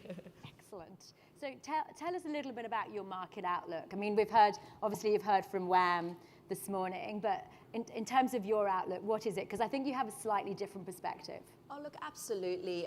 Well, first of all, I think I'm speaking from an active investor. What does that mean? So my fund actually does long short, which means we can buy the companies, invest in companies we think share price will go up, and then we can short the companies so we think the share price will go down. So that give us a lot of incredible amount of opportunity in the current market where it's sort of gyrating. But ultimately to us, you know, market is a lot of investors in the market is very short term, focusing on what's happening in the next month, next 3 months. Now, things does look a little bit tough in the next 3 months, as you probably heard from Geoff in previous sessions. Things will slow a little bit. But remember, we have gone through a tremendous amount of growth in the last couple of years because of stimulus. So yes, we will slow a little bit. There's a little bit of inflation. We do have to manage through that. But remember, a lot of inflation is to do with border closure. We don't have labor, couldn't move around. So a lot of that will come off. A lot of those things will slow to come down. And the share market has come off a little bit. A lot of those bad news has been priced in. So as an investor that focuses on long term, this is an amazing opportunity for us to buy the company that's being sold off. So our market outlook is actually reasonably positive. We think the Australian share market looks pretty good. We're not particularly expensive. We have a lot of commodity-focused businesses. We have banks. All of these companies will pay a huge amount of dividends over the next 12 to 18 months. China is going to stimulate. So all of that means, Australian market looks pretty positive. Probably not going to give you the double-digit return that we've gotten used to see in the last few years. But still, regardless, it's positive. And the dividend yield, we're looking at the market, is about 5%. And that's not too bad, fully franked. So all of that together will support our economy. Our inflation is still not running away. So, I think the market still look pretty reasonable. Excellent. So one of the things we ask all of our fund managers to do is to give 2 stock picks. For you, slightly different to the WAM ones. Yes, I think they are. So I'm just going to ask you to give your 2 stock picks, and why now, and for the long term. Yeah, absolutely. So I must say, when you say 2, I was thinking, I got so many because the market is volatile. That's for next time. That's next time. Market is volatile, and it presents opportunity in some of the highest quality companies. Remember, this is a market condition. Any share market, you always have to stick with quality companies that have proper earnings. So the number 1 is a very favorite name is CSL. This company has been the most successful, one of the most successful Australian story, listed in 1990 from a government institution, moving to probably the top 5 company in the ASX and a global company. Incredible success story, double-digit growth for decades with double-digit to come. So this company is a truly market leader. Now, what's been happening in the current environment is that all the investors become nervous about growth companies, tech companies in particular, because interest rates are going higher. So when investors tend to have tunnel vision, once you start investing in share market a little bit, we all have tunnel vision. When they think about tech company, they go, okay, that's expensive, sell that. What else is growing? So anything that's growing has been sold off. So that's including CSL. Clearly, it's going quite well. So that's been sold off. For CSL, I think in January, fell something like 20% to 25% in 1 month. And that is so unusual, just because investors sort of just so scared about something, and then all piled into, obviously, the likes of BHP. And that represents a lot of opportunity. We think this is a great buy.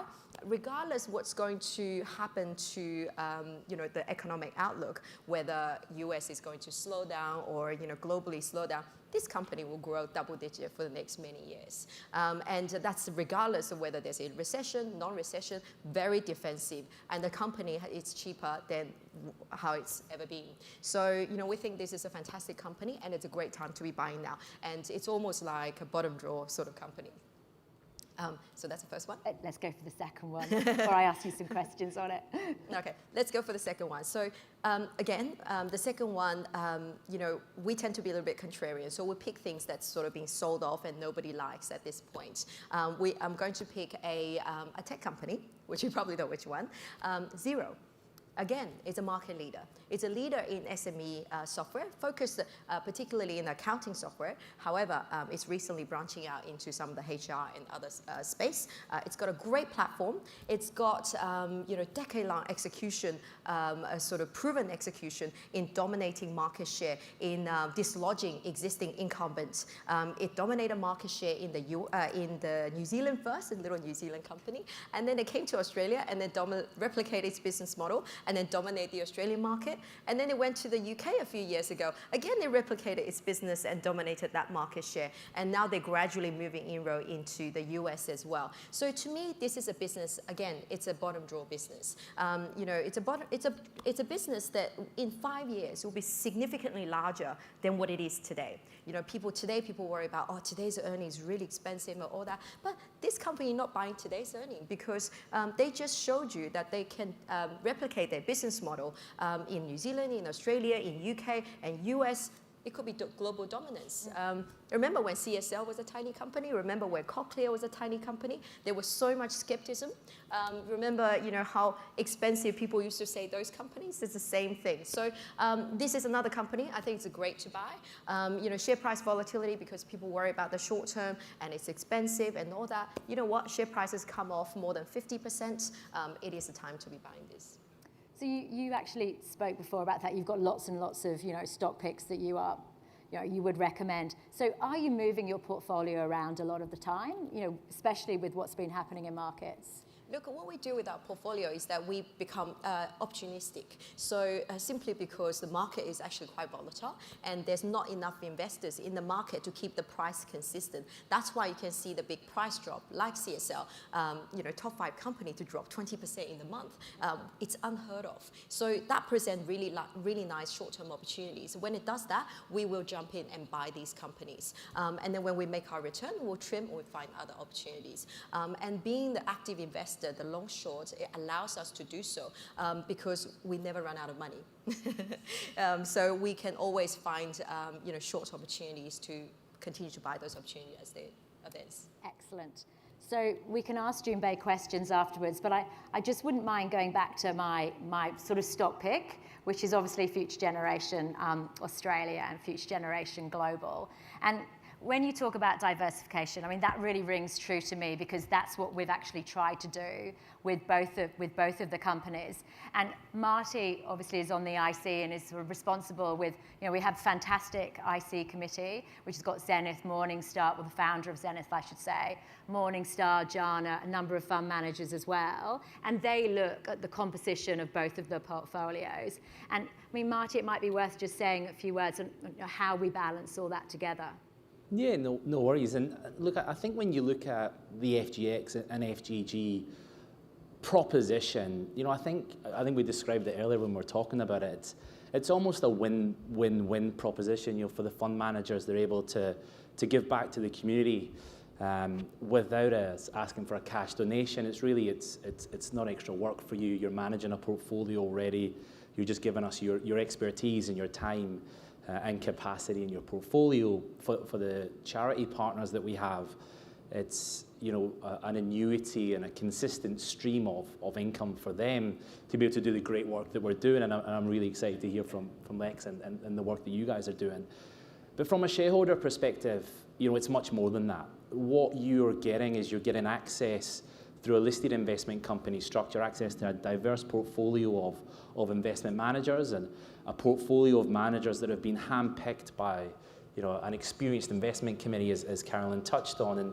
And what they're looking to do is blend complementary managers together. So we kind of categorize our managers into 3 key categories, being long equities, absolute bias managers, where Jun Bei would sit, and market neutral managers in the case of FGX. And what we're looking to do from a shareholder base is provide you with consistent performance and take away some of that volatility in the market. So it's a really exciting opportunity. Economically, from a shareholder perspective, if you wanted to replicate this portfolio yourself, you'd be paying a management fee largely in excess of 1%. You'd have a performance fee. You'd also have the additional costs involved around running a listed investment company, you know, board fees, investment committee fees, and service provider fees. Everybody's working on a pro bono basis here. So for you're getting that access at no cost, and 1% is going to philanthropic organizations in lieu of an investment manager. I think it's really important for us, like, nobody really wants to invest unless you get a return. I think that's incredibly important for everyone. So you get, I mean, maybe we could show sort of the dividends for you. So what Marty talked about is basically we have 2 companies that are actually, they have growing sort of dividends. So that's really important. That's the feedback that we've got from a number of shareholders. So it's basically, I mean, say for example, Future Generation Global, it went up by 200% last year, and it's gone to twice yearly to 6 cents per share. And we have a fantastic profits reserve, which Jesse Hamilton, the CFO, has been working on. And we have 8.1 years coverage. So you actually make sure that you get that long-term, understanding that that's going to be there for the long term. And then with also Future Generation Australia, we've got basically a profits reserve there of 4.8 years, and also the dividends are going up. That's 6 cents. So for me, the fact that we've got a dividend yield and the growing dividends makes a huge difference. But what is really important also is that sort of social impact and the business of social impact. I think it really is a business, and the fact that we can actually give a number of not-for-profits money over the long term, so they can actually plan, so they can actually do what they're really good at, I think is really what our mission is as well. So I'm delighted that we've got Lex here. I mean, your not-for-profit Youth on the Streets has been around for a number of years. It's it helps so many young people, and I think for me, you've always been very much the fabric of what we actually do, especially in New South Wales.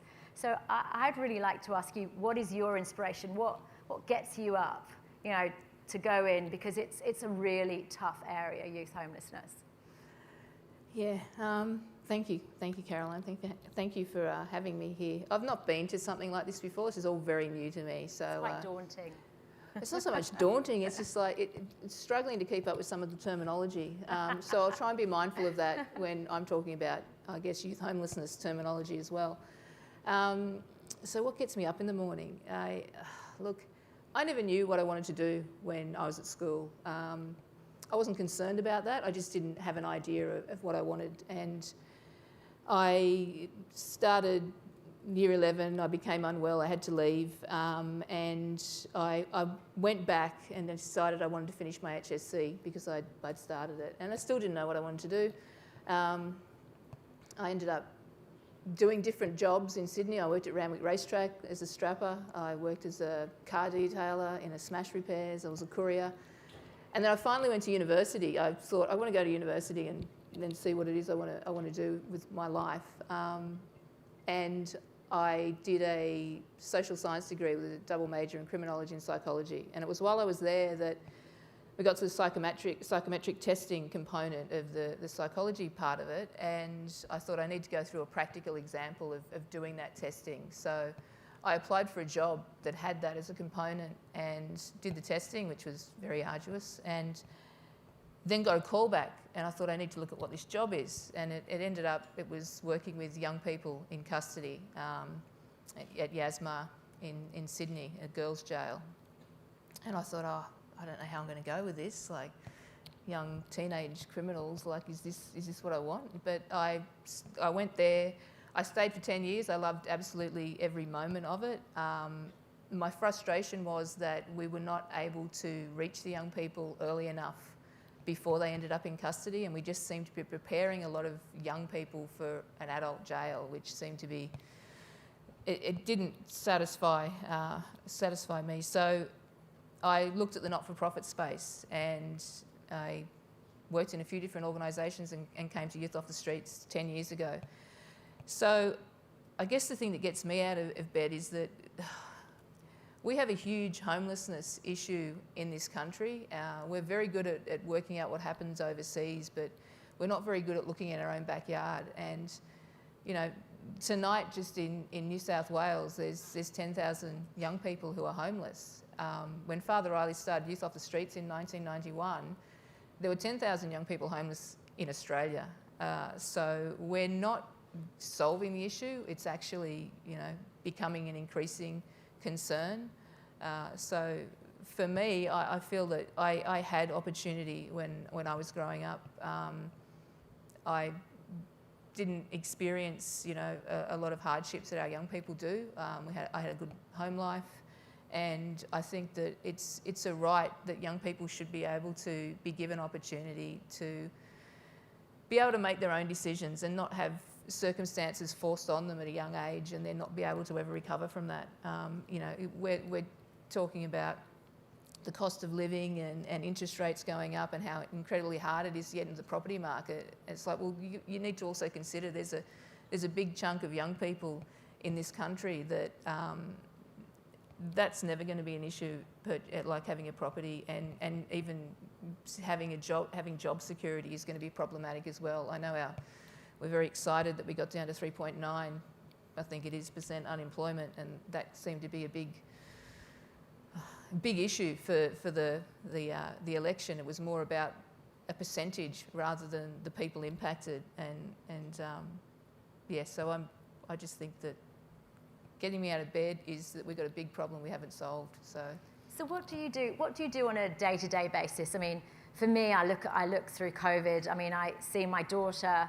You know, she's had friends staying on her floor. You know, and I think that whole couch surfing piece, whereby a lot of students, you know, the hope in a way for our future, a lot of students at university, you know, they used to stay on each other's floors when they didn't have anywhere to go and they could balance it, but they don't actually have those relationships now because of COVID. So from my point of view, just with that, you know, the hope in a way, you know, they're at huge risk of being homeless as well now.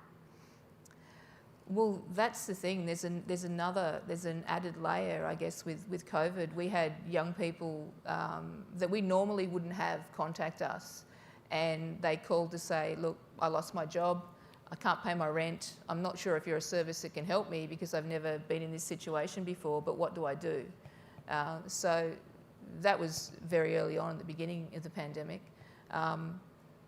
And there's still a problem for the thing that I don't understand is that nobody can fill positions. Everyone's got vacancies in their employment. We've got 22 vacancies in our organisation at the moment, and we're really struggling to fill them. I don't know where everyone is because there's also a lot of people that can't get work. So that's a problem, you know, moving forward for us. But yeah, there's more young people that need support now. And they're not young people that have just been disadvantaged from very early childhood. They're young people that are becoming disadvantaged now because of the pandemic and because of the cost of living. And that means that we're an organisation that we get 50% government funding, so 50% of our income we rely on future generations, corporate partners, grants, individual giving. And that's really unstable as well, particularly when you have a pandemic and people give to a charity. When you're looking at reassessing where you're giving money, one of the first things you're probably going to look at is, well, can I afford to do that? So that was a big impact for us as well. So there's more of a need in this space, and there's less, I guess, money around to support that need. And what have you been doing with the future generation money? Well, we've been primarily using it in our Aboriginal services part of the business, and we've been since 2016 when we first started receiving support. We've been providing cultural camps for young people, getting them connected to community. Providing intensive case management support for them, helping them with housing, mental health, those types of things. And more recently, last year, it was when the pandemic hit Dubbo area. There was a lot of, there was an outbreak there, and we were sort of stuck in isolation going, we must be able to provide some support to this regional community. So I spoke to some of my staff who actually were born in that area, and we contacted the Health Minister and the Secretary of Health and Police Commissioner, and we were able to take, we have a semi-trailer that opens up. It's like a big transformer, and it's a mobile classroom essentially. And that went out to Wilcannia and was used for 3 months by New South Wales Police as their command hub, because there's not a lot of infrastructure out there. And we sent our cultural team across to Dubbo, and they provided support to around 3,500 young people and families in that area, because everything shut down. Like, people were taking the stay at home seriously, but there was still a need to support people in that area that were not getting access to the support that they needed. So there was food support and help with vaccinations and mental health support, and also to the broader areas around Wellington and Wilcannia and the other communities. So that was more because we had to adjust. I guess the thing with when COVID hit, the good news for us was that one of the first organisations that contacted us was FGX and said, look, we understand that you're probably going to have to modify what you're doing, what you're delivering at the moment because of the isolation restrictions. You know, let us know what it is how you need to adjust, and we're happy to continue supporting you. So that was a relief for us at that point, because it was very much an unknown of how we would be impacted. I think it was, I was listening to something early on with COVID, and they were talking about how they expect, because of what happened with Qantas, and, you know, so many people lost their jobs basically overnight. And they were saying if charities think that they're going to be immune to that, they've got rocks in their heads. So for us, it was just a matter of staying afloat to get us to this point, and hopefully to work out how we can keep moving with COVID and beyond. So Future Generation across both companies has given 52.9 million since inception, and we're on track this year to probably around 13 million between the two companies to give to all these sort of amazing not-for-profits. With Future Generation Global, we've actually changed. We've just done an expressions of interest, and we're actually moving towards the prevention in the mental health field, so that we can actually help, you know, young people before they need intervention or treatment. And that's something our social impact manager is working really hard on. We had 175 applications, so we're working through those at the moment, because we all believe, you know, that young people are great. They have a fantastic future, and if we can put support there to help them, we can try and ensure that. But one thing I wanted to ask you, Lex, and if there are any questions, if you put your hand up, we'll come to those in a minute. But like, everywhere closed during COVID, but you couldn't. So how did you manage that? Well, yeah, that was the interesting thing, wasn't it? It's like, you know, isolation, stay at home, don't go anywhere. And we work with homeless young people who don't have a home. So, yeah, that was difficult. Our refuges, they operate 24/7. So our concern, I guess, was if we had an outbreak, how do we manage that? And also, how do you keep young people that you've just started to provide support to in a refuge and say, you can't leave, you must stay here? That was initially a little bit tricky, but as young people started to see people dying around the world, they became the enforcers of the rules in the houses, which was good. Our schools, we have 6 independent schools. They went to remote learning, and that was also an area we're not quite sure how that was going to work, because we work with disadvantaged or disengaged young people from education in the first place. They're disengaged from mainstream, which is why they're with our independent schools, so they need more support. But they kept working online, and actually when we came out of the pandemic, the lockdown, they were keen to actually get out of home and get back into the classroom. So that was a relief as well. But it has been tricky. Our bigger events we were not able to run. We still had to work out how we could provide that individualised intensive support to young people without it being face-to-face. So there was a lot of Zooms, a lot of phone calls, and a lot of adjustments. And at the same time, you know, you're dealing with the concerns that staff have as well when you're saying you've got to go to work, you've got to go to the refuge. And it's like, but, you know, what about COVID and what about isolation? So that was a tricky area to navigate as well. And do we have any questions? There's one over there. In the meantime, Chun-Bei, obviously we're all about social impact, you know, investment returns, social impact.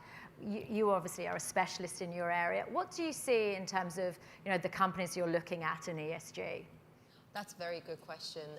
It's a huge wave. I must say, if you look back last decade in terms of evolution of ESG, the GFC, the global financial crisis, brought upon the focus on governance, and I would say this pandemic really brought upon that focus on social. Environmental, we always, Australia is mining focused. We always had that mining environmental focus. So so this social is a big change and big drive. Every meeting at a lot of large corporates, there's always segment on ESG and what they're doing about it. And then the focus in the last couple of years has also, I guess, it's evolution, it's a maturity of this ESG focus. Is earlier on, it was really about who tick all the box. It'd be great. We buy a company that tick all the box. But honestly, across the, because it was such a young phase, across the Australian ASX 200 companies, there was literally 5 companies that tick every single box. Yeah. So the focus now being shifted from best in class to improvement, ESG momentum. What are you doing to improve your focus? Social, what are you doing about it? What's your plan? Net carbon neutral, like what year do you get there? What's the steps? What are some of the investment you're doing about it? And I think that focus is really important because that's really now driving the corporate focus in actually investing for the future. Even for businesses within that whole, the old school, the old sector of, environmentally damaging sector. But what they're doing is that really they're saying, okay, in 5 years, 20% of our earning will come from renewables. That is green, or 20% of our earning will come from green metal, or 50% of that come from this. So, which is really nice to see that momentum. Social is the big one that's changed. And I think that's it's the very lunch bell. That's right. No, we've got 5 minutes. That's right. So social is a huge change. I think before the pandemic, there's really not that much touch on it. And now there's a corporates focusing on, first of all, what sort of social thing they're looking after their employees, work-life balance, diversity, and and a whole lot of other issues. So I think we have one question there, and then actually we have a few questions, but what I was going to say, because that's really noisy, when we finish here, we actually have Geoff Wilson, June Bay, and Phil King from Regal coming back. So you can get your lunchbox and then come back in, and they're going to do a panel and talk about markets and basically what's going to happen in the future. And that's going to be with the Australian Financial Review. But maybe one question, can you shout really loudly? I sure can. Thank you for that. Just following on from the ESG discussion just then, is there a negative screening or positive screening being applied across the holdings to make sure that it aligns with your charity partners, so you're not investing in gambling to then help youths who are are forced to be homeless for those reasons? And secondly, are you looking at more transparency of what the underlying holdings are so that shareholders can know that what they're investing in aligns with their overall social impact statement? They're both really good questions, actually. I mean, obviously with Future Generation Global, we're sort of ESG aware of like 99, I think it's 99.1. And in terms of all of our fund managers, because they are funds of funds, they all are very aware of ESG, but not all of them have actually signed up to the UNPRI. But that's something we're talking to them all about as well. And I think we will get there. It is a journey, and you talk to them about, what their process is, what they're thinking about, exactly as June Bay said. So for me, there is gambling in there. In terms of some of the stocks, but realistically, I think that's something that's going to change over the next few years, hopefully. That's something I really want to do. And I might get Marty to add to that as well, but in terms of our performance, obviously we have the NTA document, and we go through, and we're becoming much better at actually going through all the underlying funds and their performance. And we've actually done this fantastic JANA review that actually goes through, it's a look through of everything. And we're sharing that in the annual report and other ways as well through webinars. But Marty, please. If I jump in. So back to the ESG point, firstly, you know, I've been involved with FGX and FGG for, you know, little over 7 years now, and what's really pleased me is as the companies have evolved and ESG investing has evolved, so has the take-up of ESG considerations within the investment process for each of our underlying managers. So at the moment, we don't mandate it across the field. We'll probably get to that point at some point. At the moment, I see, you know, Caroline and I and the team at FutureGen, our role really is thought leadership, trying to get the managers together and share ideas and process and the utility that comes from applying that ESG filter to invest in. So we're kind of in that collaboration phase instead of just mandating it. On the underlying portfolio, from an investment committee perspective, we get the portfolios from each of the managers on a quarterly basis. So we are running a holistic look-through portfolio so we can see where we have exposure to either sector or individual stock names. For us, that helps us look at any embedded style drifts or biases that we have in the portfolio, but also to look at it from an ESG perspective as well. As you said, in an ideal world, you want to ensure that you don't have, you know, you're investing in an area that could have a negative impact to offset the cause area that you're funding. So we do complete that analysis, and you know, it's an evolving process for us, but no negative screens at the moment. I think we have one more question quickly. Quick question, please. Just wanted to ask, what's your opinion on uranium on an ESG perspective, with rising energy costs being talked about and clean energy, obviously with some of the negative issues with uranium. And how do you see that in with the change of government now from their perspective? Do you see the uranium industry coming back into play again with the prices going up now? Gosh, I think you should ask that to the next panel, but I think that'll be a very good answer then. But Marty, do you just briefly want to... I was hoping you were going to pass it to June Bay. Actually, I could do that, couldn't I? Yeah, I'm in control up here. I think, I mean, it's a really good question. From my point of view, I mean, when I look at all the fund managers, I'm actually not sure in terms of exactly what their holdings are in that particular area.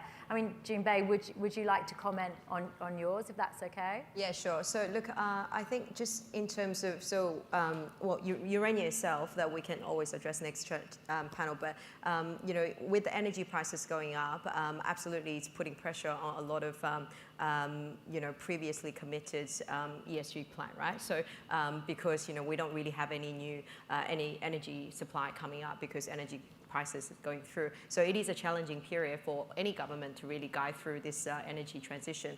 Uranium is something, yes, we had lots of negative issues over the last few decades, but it is about, you know, investment in technology, investment in all of these, you know, security and things, just making sure that all the protocol is followed properly.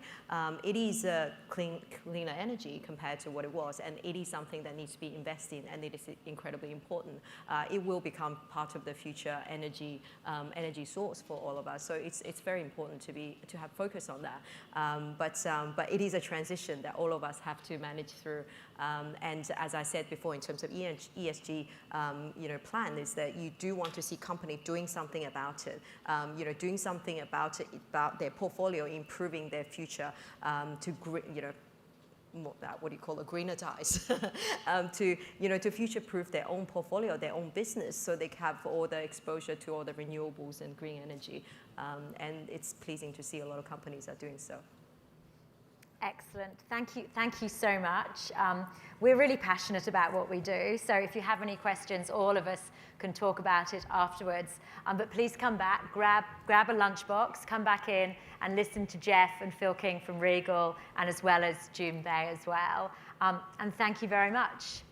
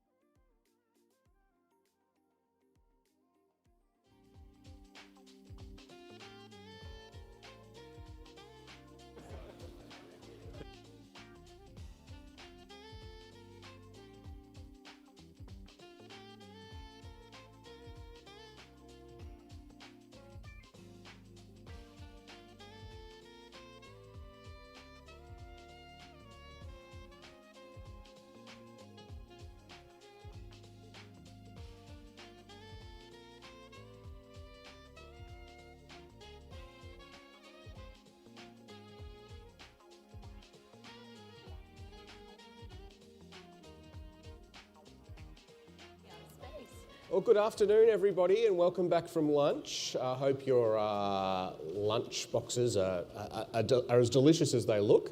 My name's James Thomson. I'm the Chanticleer columnist at the Australian Financial Review. Thanks to Future Generation for having me along. Got a fantastic panel.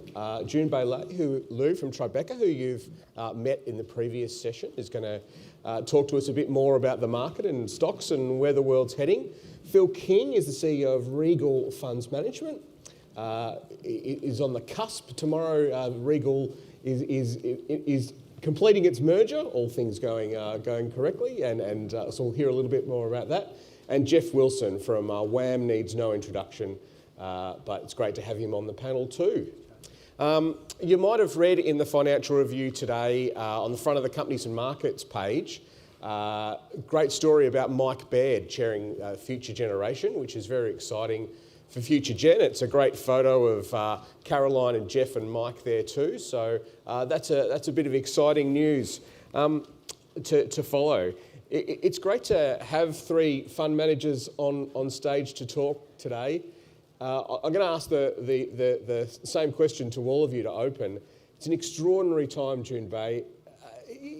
History doesn't necessarily repeat, but it often rhymes. Is there a period that what we're going through now reminds you of? Is there moments in history you can latch onto to help explain what's happening today?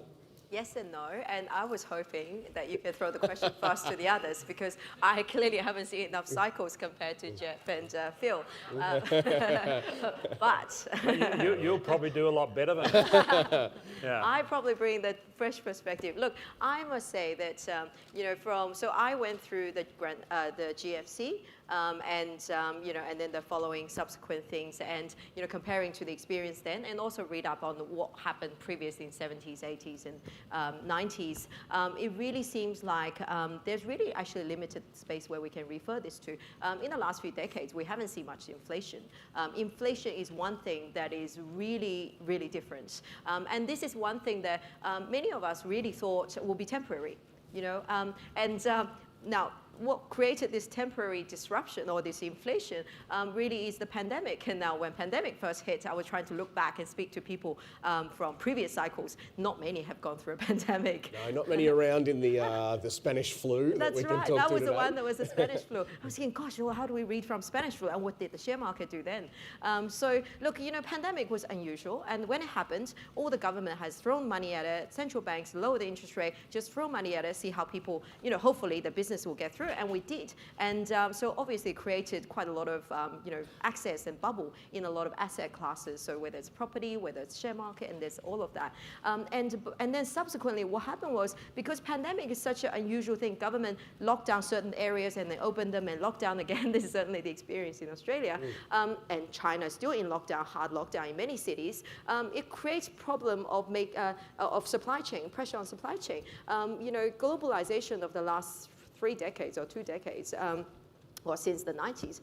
It just simply means that a lot of things has halted, and that price has gone up because people can't get the stuff they want to buy. Yeah. And then people got all the money from the government and they want to buy things. So all that has put pressure on the inflation. Now the inflation's high, and the thing is, we thought, it will be, once the economy reopen, it'll be better by now. But, the start-stop around the world, it just means that's going to be with us much longer. And that is going to put pressure on, what's going to happen in the future economic growth. Yeah. So this is, when you put it together, we haven't seen it before, but we know based on not just economic theory, high inflation means people have less money to spend. And when you have less money to spend, you will create a slowdown in economic activity, and then there will be less jobs to be created, and that means that things will have to slow.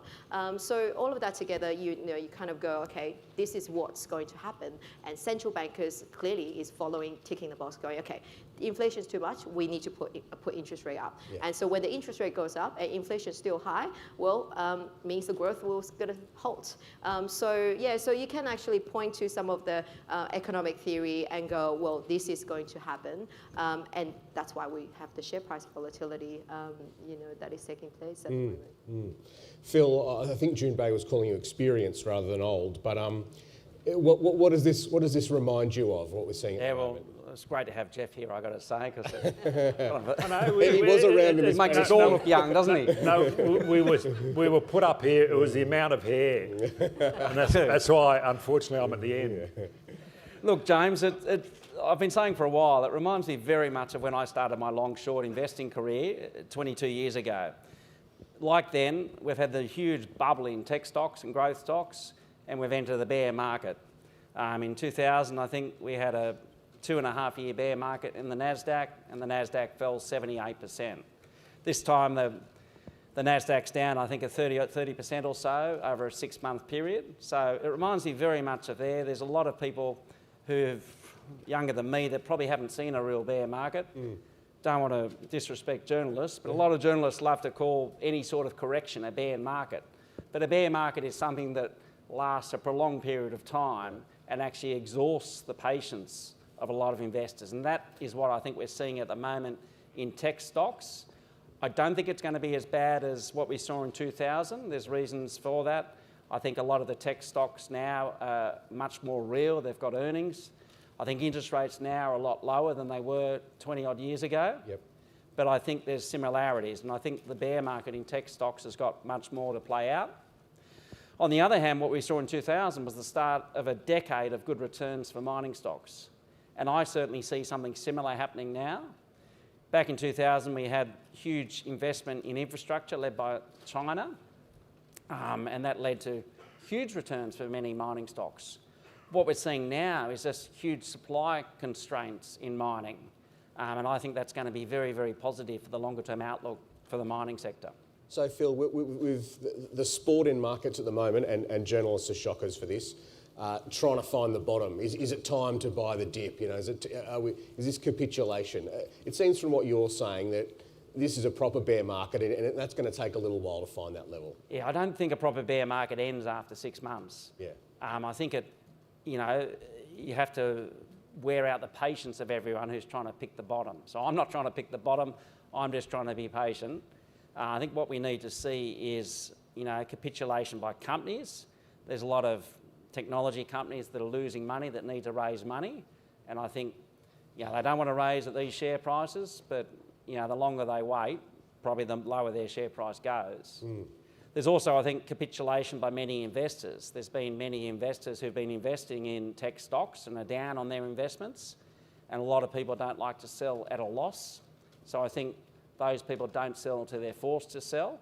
And then I think a lot of institutional investors have kind of allocated to growth managers and tech managers, and they were allocating as little as 6 months ago. And so I think it takes time for allocators and other investors to change their mind and admit they were wrong. And I think it's probably going to be at least a year or two, I'm afraid. Yeah, well, fair enough. Geoff, that's a bit of a... I mean, pretty bearish. Like I'm always bearish, but good to have Phil on board. Well, Geoff, to that point, I mean, you've talked a lot over the last 5 years, really, about this feeling that the bull market was very late. We were a late cycle, and we felt like that for a long time. Do you? Well, hey, is it changed? To me, no. No, it hasn't changed. One of the latter part of last year, I ran into this doctor, and he was telling me about his daughter, who's at uni down at ANU. He's up in Queensland, and he said he just spoke to her. It was latter part of last year about coming back for Christmas, and said, "Hey, look, I'll send some money down for your plane ticket." And she said, "No, Dad, you don't have to send it."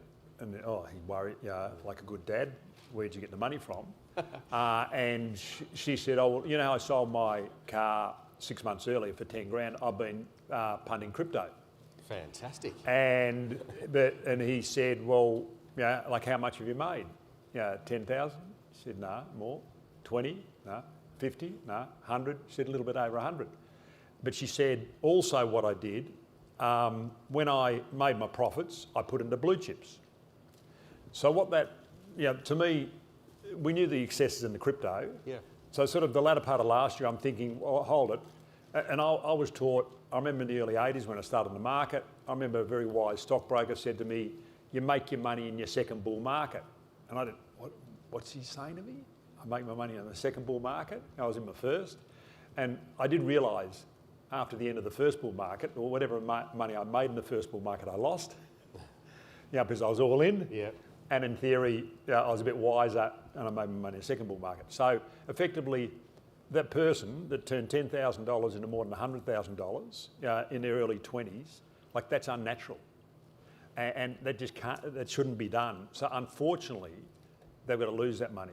And I'm sort of, in terms of the rhyming part, I was more a combination of the tech bubble, and that was picking up on Phil's point. But also, we've had that 20-year period where interest rates, we've been in an interest rate bull market, so valuations have been going up. And it was the old buy the dips, and now it's sort of, I'm more sell the rallies. But now, how long does it go for? Are cycles, are they all going to be quicker? Like if you'd asked me when COVID, when COVID started, great, we've got to go through various phases of COVID, we'll get to normalisation. Yep. So the market will probably bottom at the end of the year, like it bottomed a month later.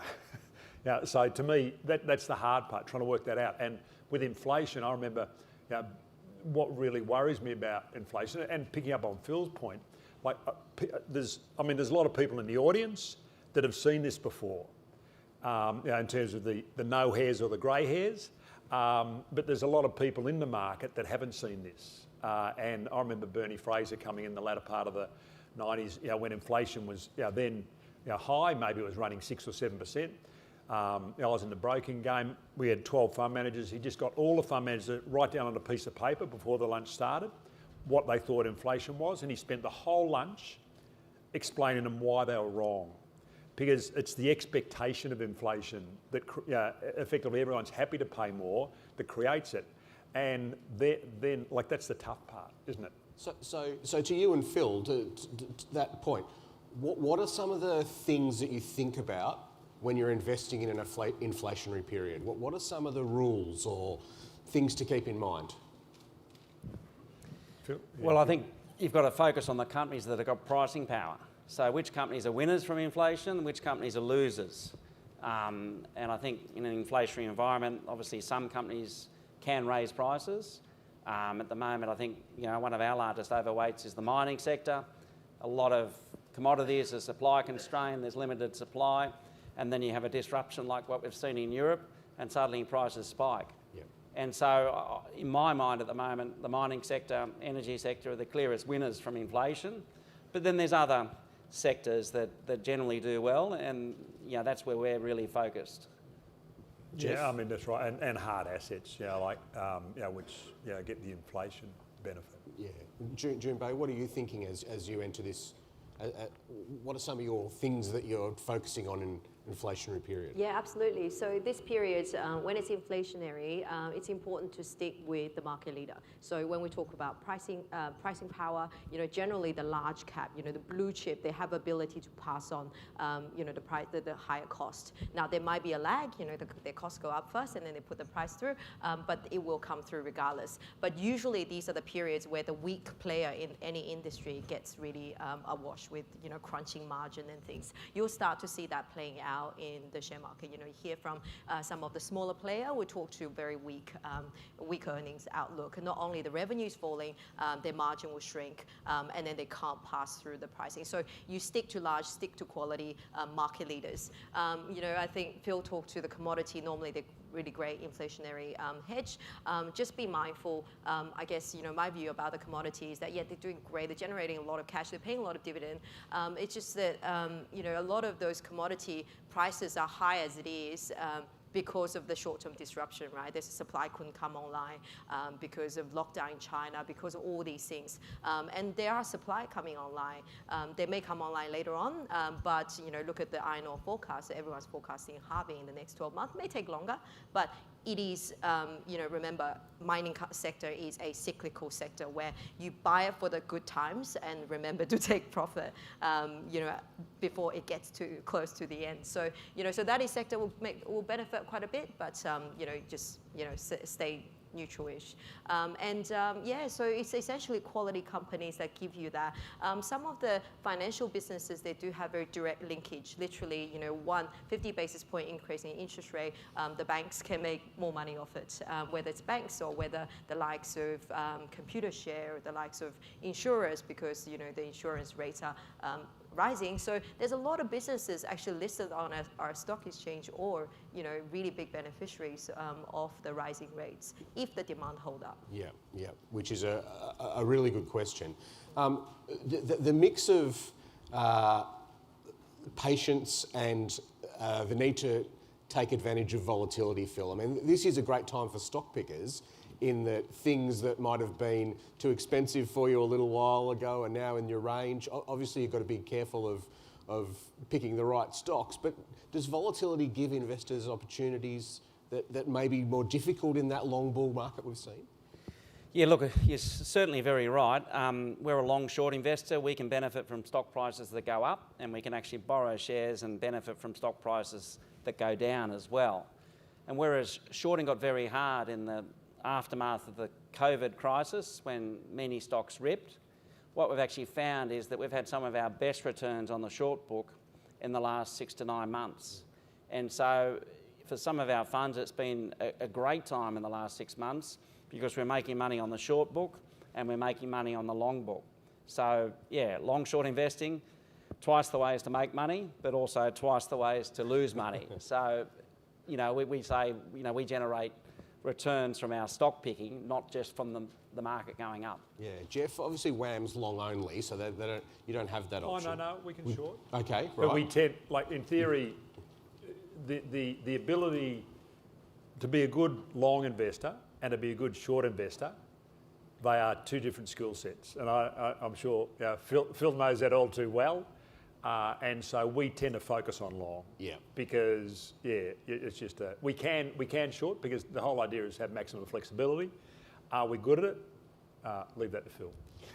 So talk to us a little bit about the sort of mindset at WAM at the moment. I know it'll be different for different funds, but if you can generalise a bit, are you looking for things that are going to work for the long term, that might have been oversold and you can pick up on the cheap? Or are you being a bit more flexible and adaptable to conditions and trying to get in and out of things where you can spot smaller opportunities?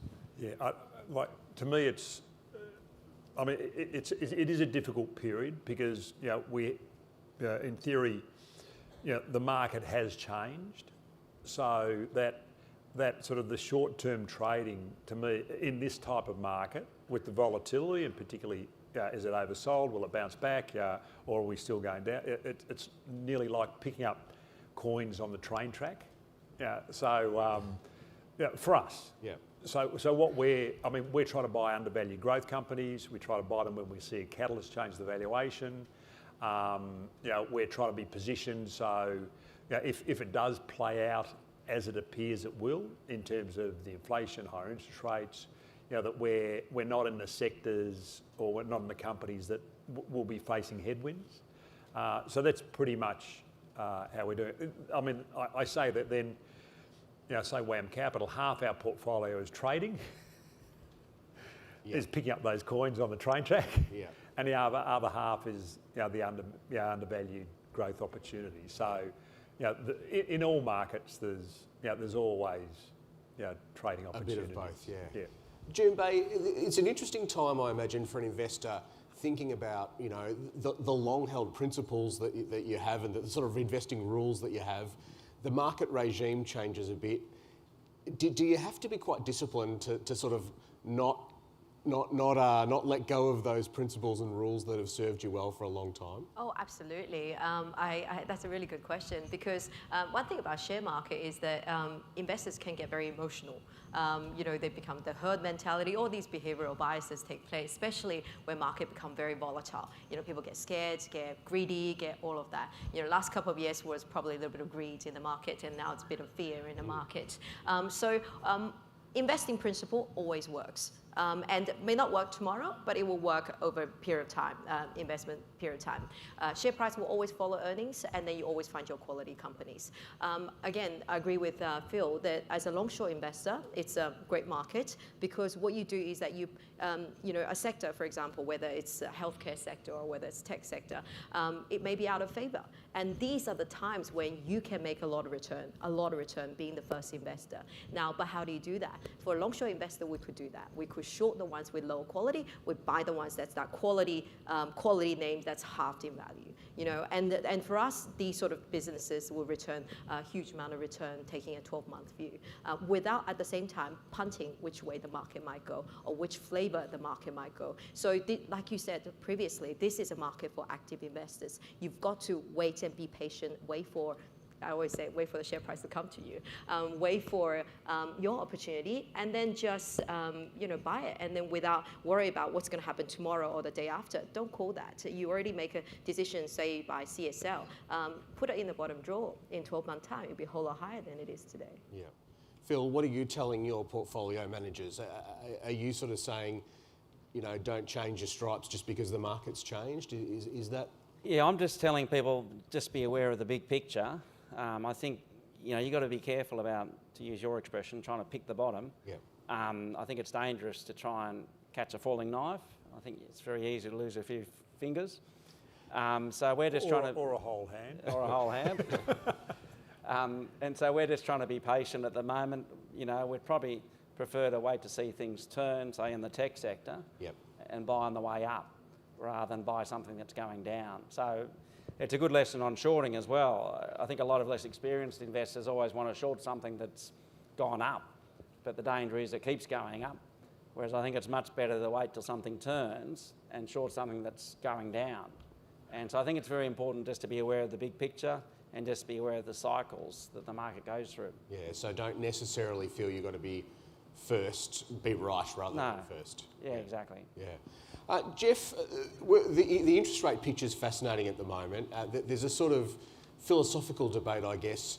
Obviously, rates are rising around the world and in Australia. What's your view? But at the same time, we've got a lot of debt in Australian households, not so much in corporates, but households are quite indebted. Is your sense that the indebtedness of households will eventually force the RBA and other central banks around the world to pause and limit the damage they do to the economy? Yeah, I mean, unfortunately, that's the million-dollar question, isn't it? Yeah. And always a good question by you, James. That's why you asked it. That's why I need an answer. Yeah, I don't know what the answer is, but I mean, that's right. As I said before, there's enough grey hair here. I remember rolling one of my mortgages at 15%.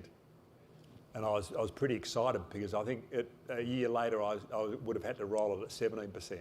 Right. I think that was the early 80s. Yeah, I did it then, not the early 90s. So, to me, obviously, a lot of people that have borrowed money, the indebtedness, and if you're talking interest rates anywhere near that, and you're looking at where inflation is, and how much is it, structural or how much is cyclical, and that's the big question.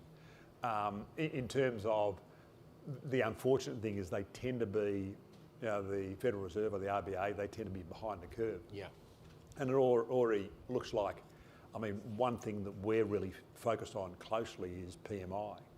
And it already looks like there could be some cracks. So, economies are slowing and they're just putting their foot down. Yeah. I think the challenge for reserve banks at the moment is we see inflation as more of a supply side problem than excess demand. And so even if the Reserve Bank raises rates and reduces demand, it's not going to solve the supply side question.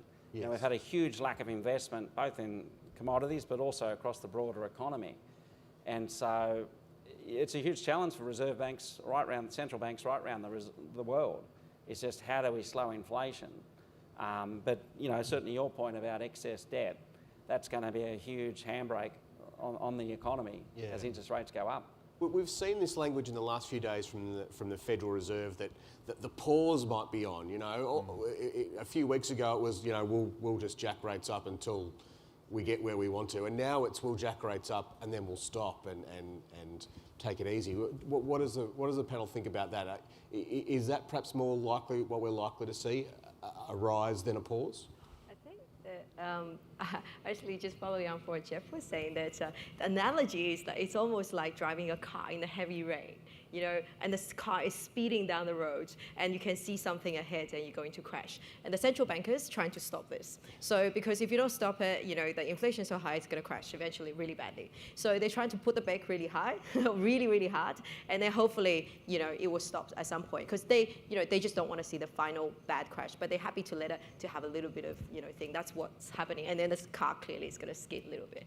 And this is what they're trying to do.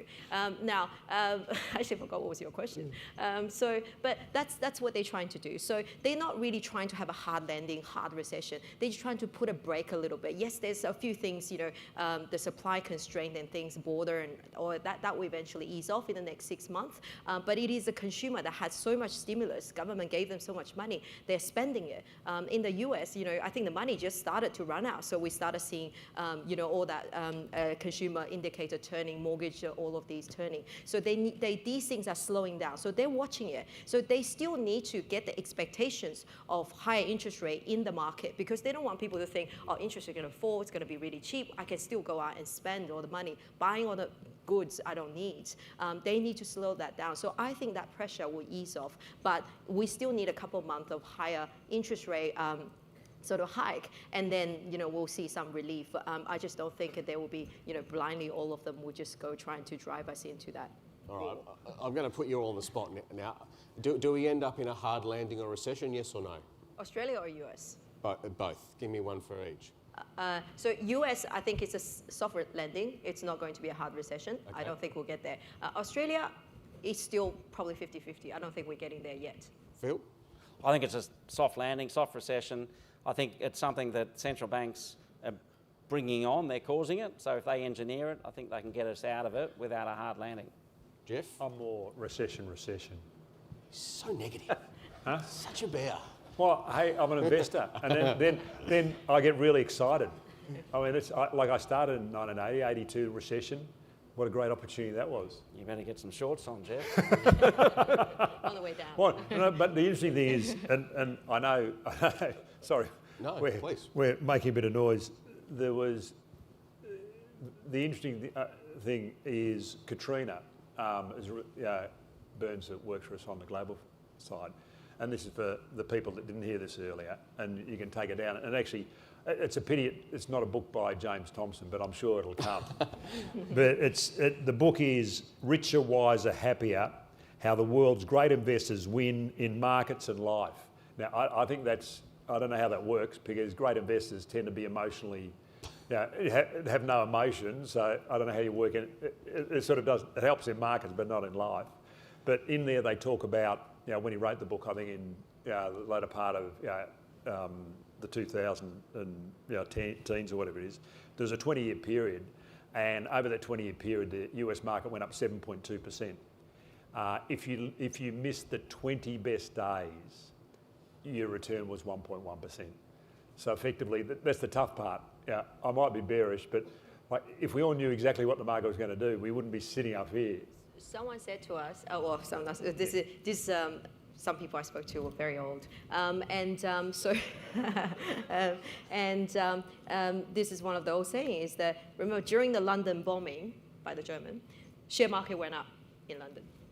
So equity market is a reflection of future expectations, not the current environment or the current economy. So sometimes you're going to go, oh, things are so bad and dire. Why share market up? Share market is always about what's going to happen in the next little while. Yeah, great point. You weren't around in the Blitz, were you, Geoff? No? Very good. Right, you think this is my helmet? We're going to move on to some audience questions, but I'm just going to ask a few quick ones. Geoff, you mentioned the PMIs. That's as a data point you're watching. Any other data points the panel would suggest keeping an eye on as we go forward? Phil, have you got one you'd spot? Look, probably one of the first things I look at is bond yields. I think the big lesson of COVID that, despite one of the sharpest recessions we'd ever seen, despite a pandemic that, was very unprecedented, the equity market's ripped.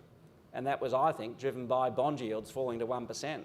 So, you know, it's hard to understate how important bond yields are for valuations. And so I'm watching bond yields very closely. Yeah, and that's a really good point. If bond yields remain low, equities are still going to look pretty attractive, aren't they? I think equity markets are pricing in bond yields a lot higher than where they are now. So even though rising yields are a headwind, I still think equities can do okay. One other one I would add to is actually credit spreads. I'll be watching. Credit spread is essentially a reflection of what people pay for, company debt. You know, whether it's a risky company or less risky company. During heydays, good days, when there's lots of cheap money and things, credit spread is very low. So people happy to lend to risky companies at this very low rate compared to the high quality company. Now we see in the US that started coming out, and now it hasn't reached any alarming level yet, but it's coming out quite quickly. Now, normally what that means is that when credit spreads start coming out, it means it costs more, like significantly high amount of money for more risky companies and lower company. And that will essentially means it will cause some sort of crisis and reduce the investment by the corporates and cause confidence issues. So that is something I would watch. At the same time, you start seeing a lot of those credit card borrowing jumping significantly in the US because, the money, the cheap money is running out. So it's, that's something to watch. Great point. Any questions from the audience? I've got lots more, so I'm happy to keep going, but we should give you guys a go. A few down the front here. The microphone's whisking its way around. This is just a micro question. How are you reading Myer these days? Oh, jeez. How short are you, Phil? No, we've got no position in Myer at the moment. But you were long on one. We've been long, we've been short. Look, it's tough for all department stores globally. I'm not sure, when I grew up, we'd go to Grace Brothers, as it was then called, to buy everything. And now we go to the mall and get everything in single stores. And so I think it's become very tough for department stores globally. 100%. And like when we bought Myer initially, like we started buying it at 40 cents whenever it was, a couple of years ago, and it was really backing. The catalyst for us was the management change, and that was John King. And then obviously he ran into COVID, and the dynamics changed. And we actually, the last lot we sold a number of our shares to Solly, and like retail is tough, and it is tough. I actually think I text Solly election night because I know he's a big supporter of, unfortunately, Josh. Just saying good luck, Sol, and he came back with some interesting comment about what a great job that they were doing. But I actually think Solly, he's a great operator, and in terms of if somehow he could work with Myer, I'm sure you get a lot better outcome for everyone. And sorry if I can add something, the big positive about Myer at the moment is that I think something like, and don't quote me on this, 30% of the sales are online these days. Yep. And so it feels like the company's transforming itself into an online retailer, which obviously is very, very positive in this environment. Yeah. Gentleman there, I'll come to you next, sir. Hi. Interesting to hear your view of the R word. All the experts seem to think that there will be a recession in United States. I've got two questions. Okay, while the market is so volatile, and I can see the volatility going to 22, 23 to 24, I'm kind of in a bit of a, I'm not sure whether I'm an investor or a trader. So during this period, should we trade rather than invest? That's the first question. The second question is that looking at the market, US seems to be highly rated at the moment. Should we spend a lot more focus on the Australian market rather than the US market? Thank you. Well, trading and investing, the question's about time horizons, I guess. If you're thinking 10 years in advance, it probably doesn't matter too much. Well, some people say, investments are trades that have gone wrong and you just end up holding them a bit longer. I think in terms of trading or investing in this market is that, as any investor, you have a, expected rate of return, right? Expected return. You expect to make 40%, 50%, whatever amount from a trade. And because the market is so volatile, you are seeing those returns being realized quite quickly.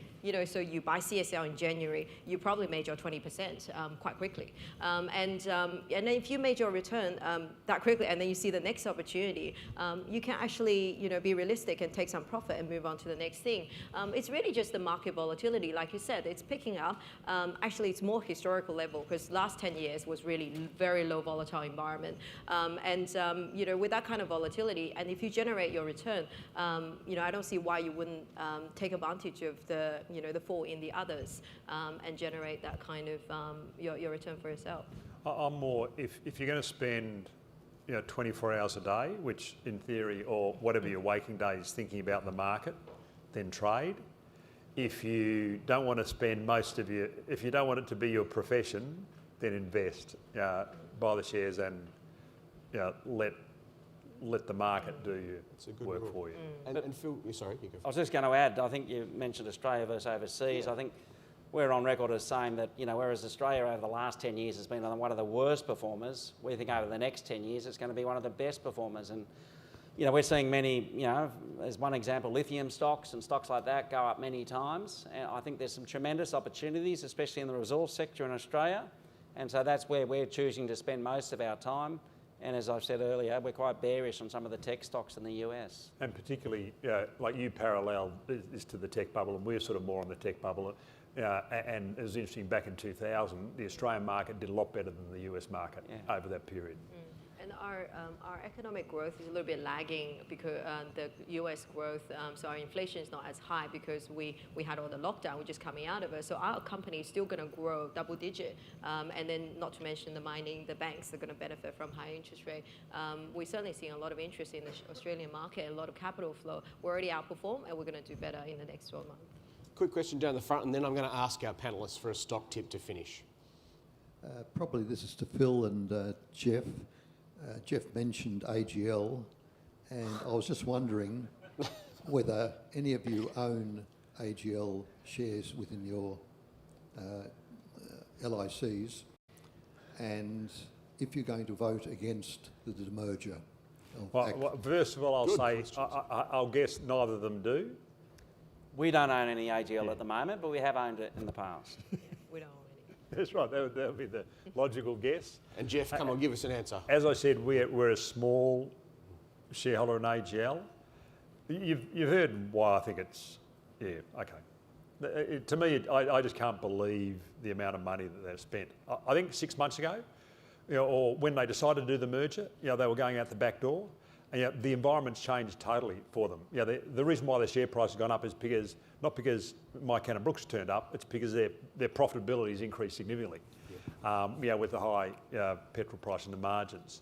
So, to me, I'm just incredibly, if I was a shareholder, I'd be incredibly disappointed they've already spent 160 million, another 100 million gets spent, and all the other diseconomies of splitting it apart. So just from a financial perspective, I don't think it makes sense. So officially I said, we're seriously considering voting against it. So that's the official line. Fair enough. June Bay? She doesn't own it. I don't hold it, not at all. You're innocent. All right, we're running up against time. June Bay, I know you've given a few stock tips. You might want to repeat one, or if you've got another one, that'd be great too. Oh, look, I got another one, but I can repeat one. But another one also in the healthcare space, which, I'm quite big on healthcare simply because I feel quality companies are being sold off. Another one is Cochlear. Earnings being hurt by the pandemic. They couldn't operate on the hearing installments around the world. Now that with the world reopening, earnings looking incredibly strong. Not only that, this company is going to grow double digit even without the recovery earnings, regardless of whether there's recession, whatever happens around the world. It's going to be a bottom drawer type of stock. Phil? Yeah, one stock we really like at the moment is Incitec Pivot. They announced a demerger this week, and even though some demergers cost a lot of money, one of the research... Well, if they're good boards, then they'll do it. Yeah. Hopefully they can do it for a lot less than AGL's spending. The research by one of our brokers this week has suggested that demergers are very positive for both stocks in the long term. We agree with that. I think there's better capital allocation. It means that management's a lot more focused. And in this environment, you know, we think private equity can be quite active, and by splitting the company into two, both parts of the company are quite bite-sized, if I can use that expression, for private equity. And I think the outlook for both divisions, both the fertiliser division, which is benefiting from a huge increase in fertiliser prices, plus the explosives division, which is benefiting from rising commodity prices, the outlook for both parts of the business is very, very positive. So we like Incitec Pivot at the moment. Great, thank you, Phil. Geoff? Okay, I'll give you two stocks, only because like when we invest, we look for undervalued growth companies with a catalyst, and then also, you know, we like buying a dollar for 80 cents. So I'll give you the catalyst is this company. It's going to have its first earnings upgrade in 15 years. Or actually, no, sorry, the first, not earnings upgrade. Is that public information? Yeah, no, actually, it's not earnings upgrade. It's the first time it's going to beat expectations. Right, so that's not public. No, I won't tell anyone. For Worley Parsons, yeah. We're convinced it'll exceed market expectations with their result. It's on, 16 times growing at 20% per annum. So that in theory, we think it'll get, that's the re-rating when it beats market expectations, which in theory isn't public. And the other one is buying a dollar for 80 cents, it's AMP. Like you've got $1.09 and you've got assets of $1.35 and they're going to pay back, 50 or 60 cents. So you're buying at a 20% discount now, and when they pay back half the money, it's a 30 plus discount. So. Well, it might be the first time Worley Parsons has beat earnings forecasts, but it might be the first time in 15 years anyone's recommended AMP. So that's fantastic. Ladies and gentlemen, will you please thank our fantastic panel for their insights today. We're going to have a quick break and then we'll be back with the Future Generation AGM, I believe. So stick around. Thank you.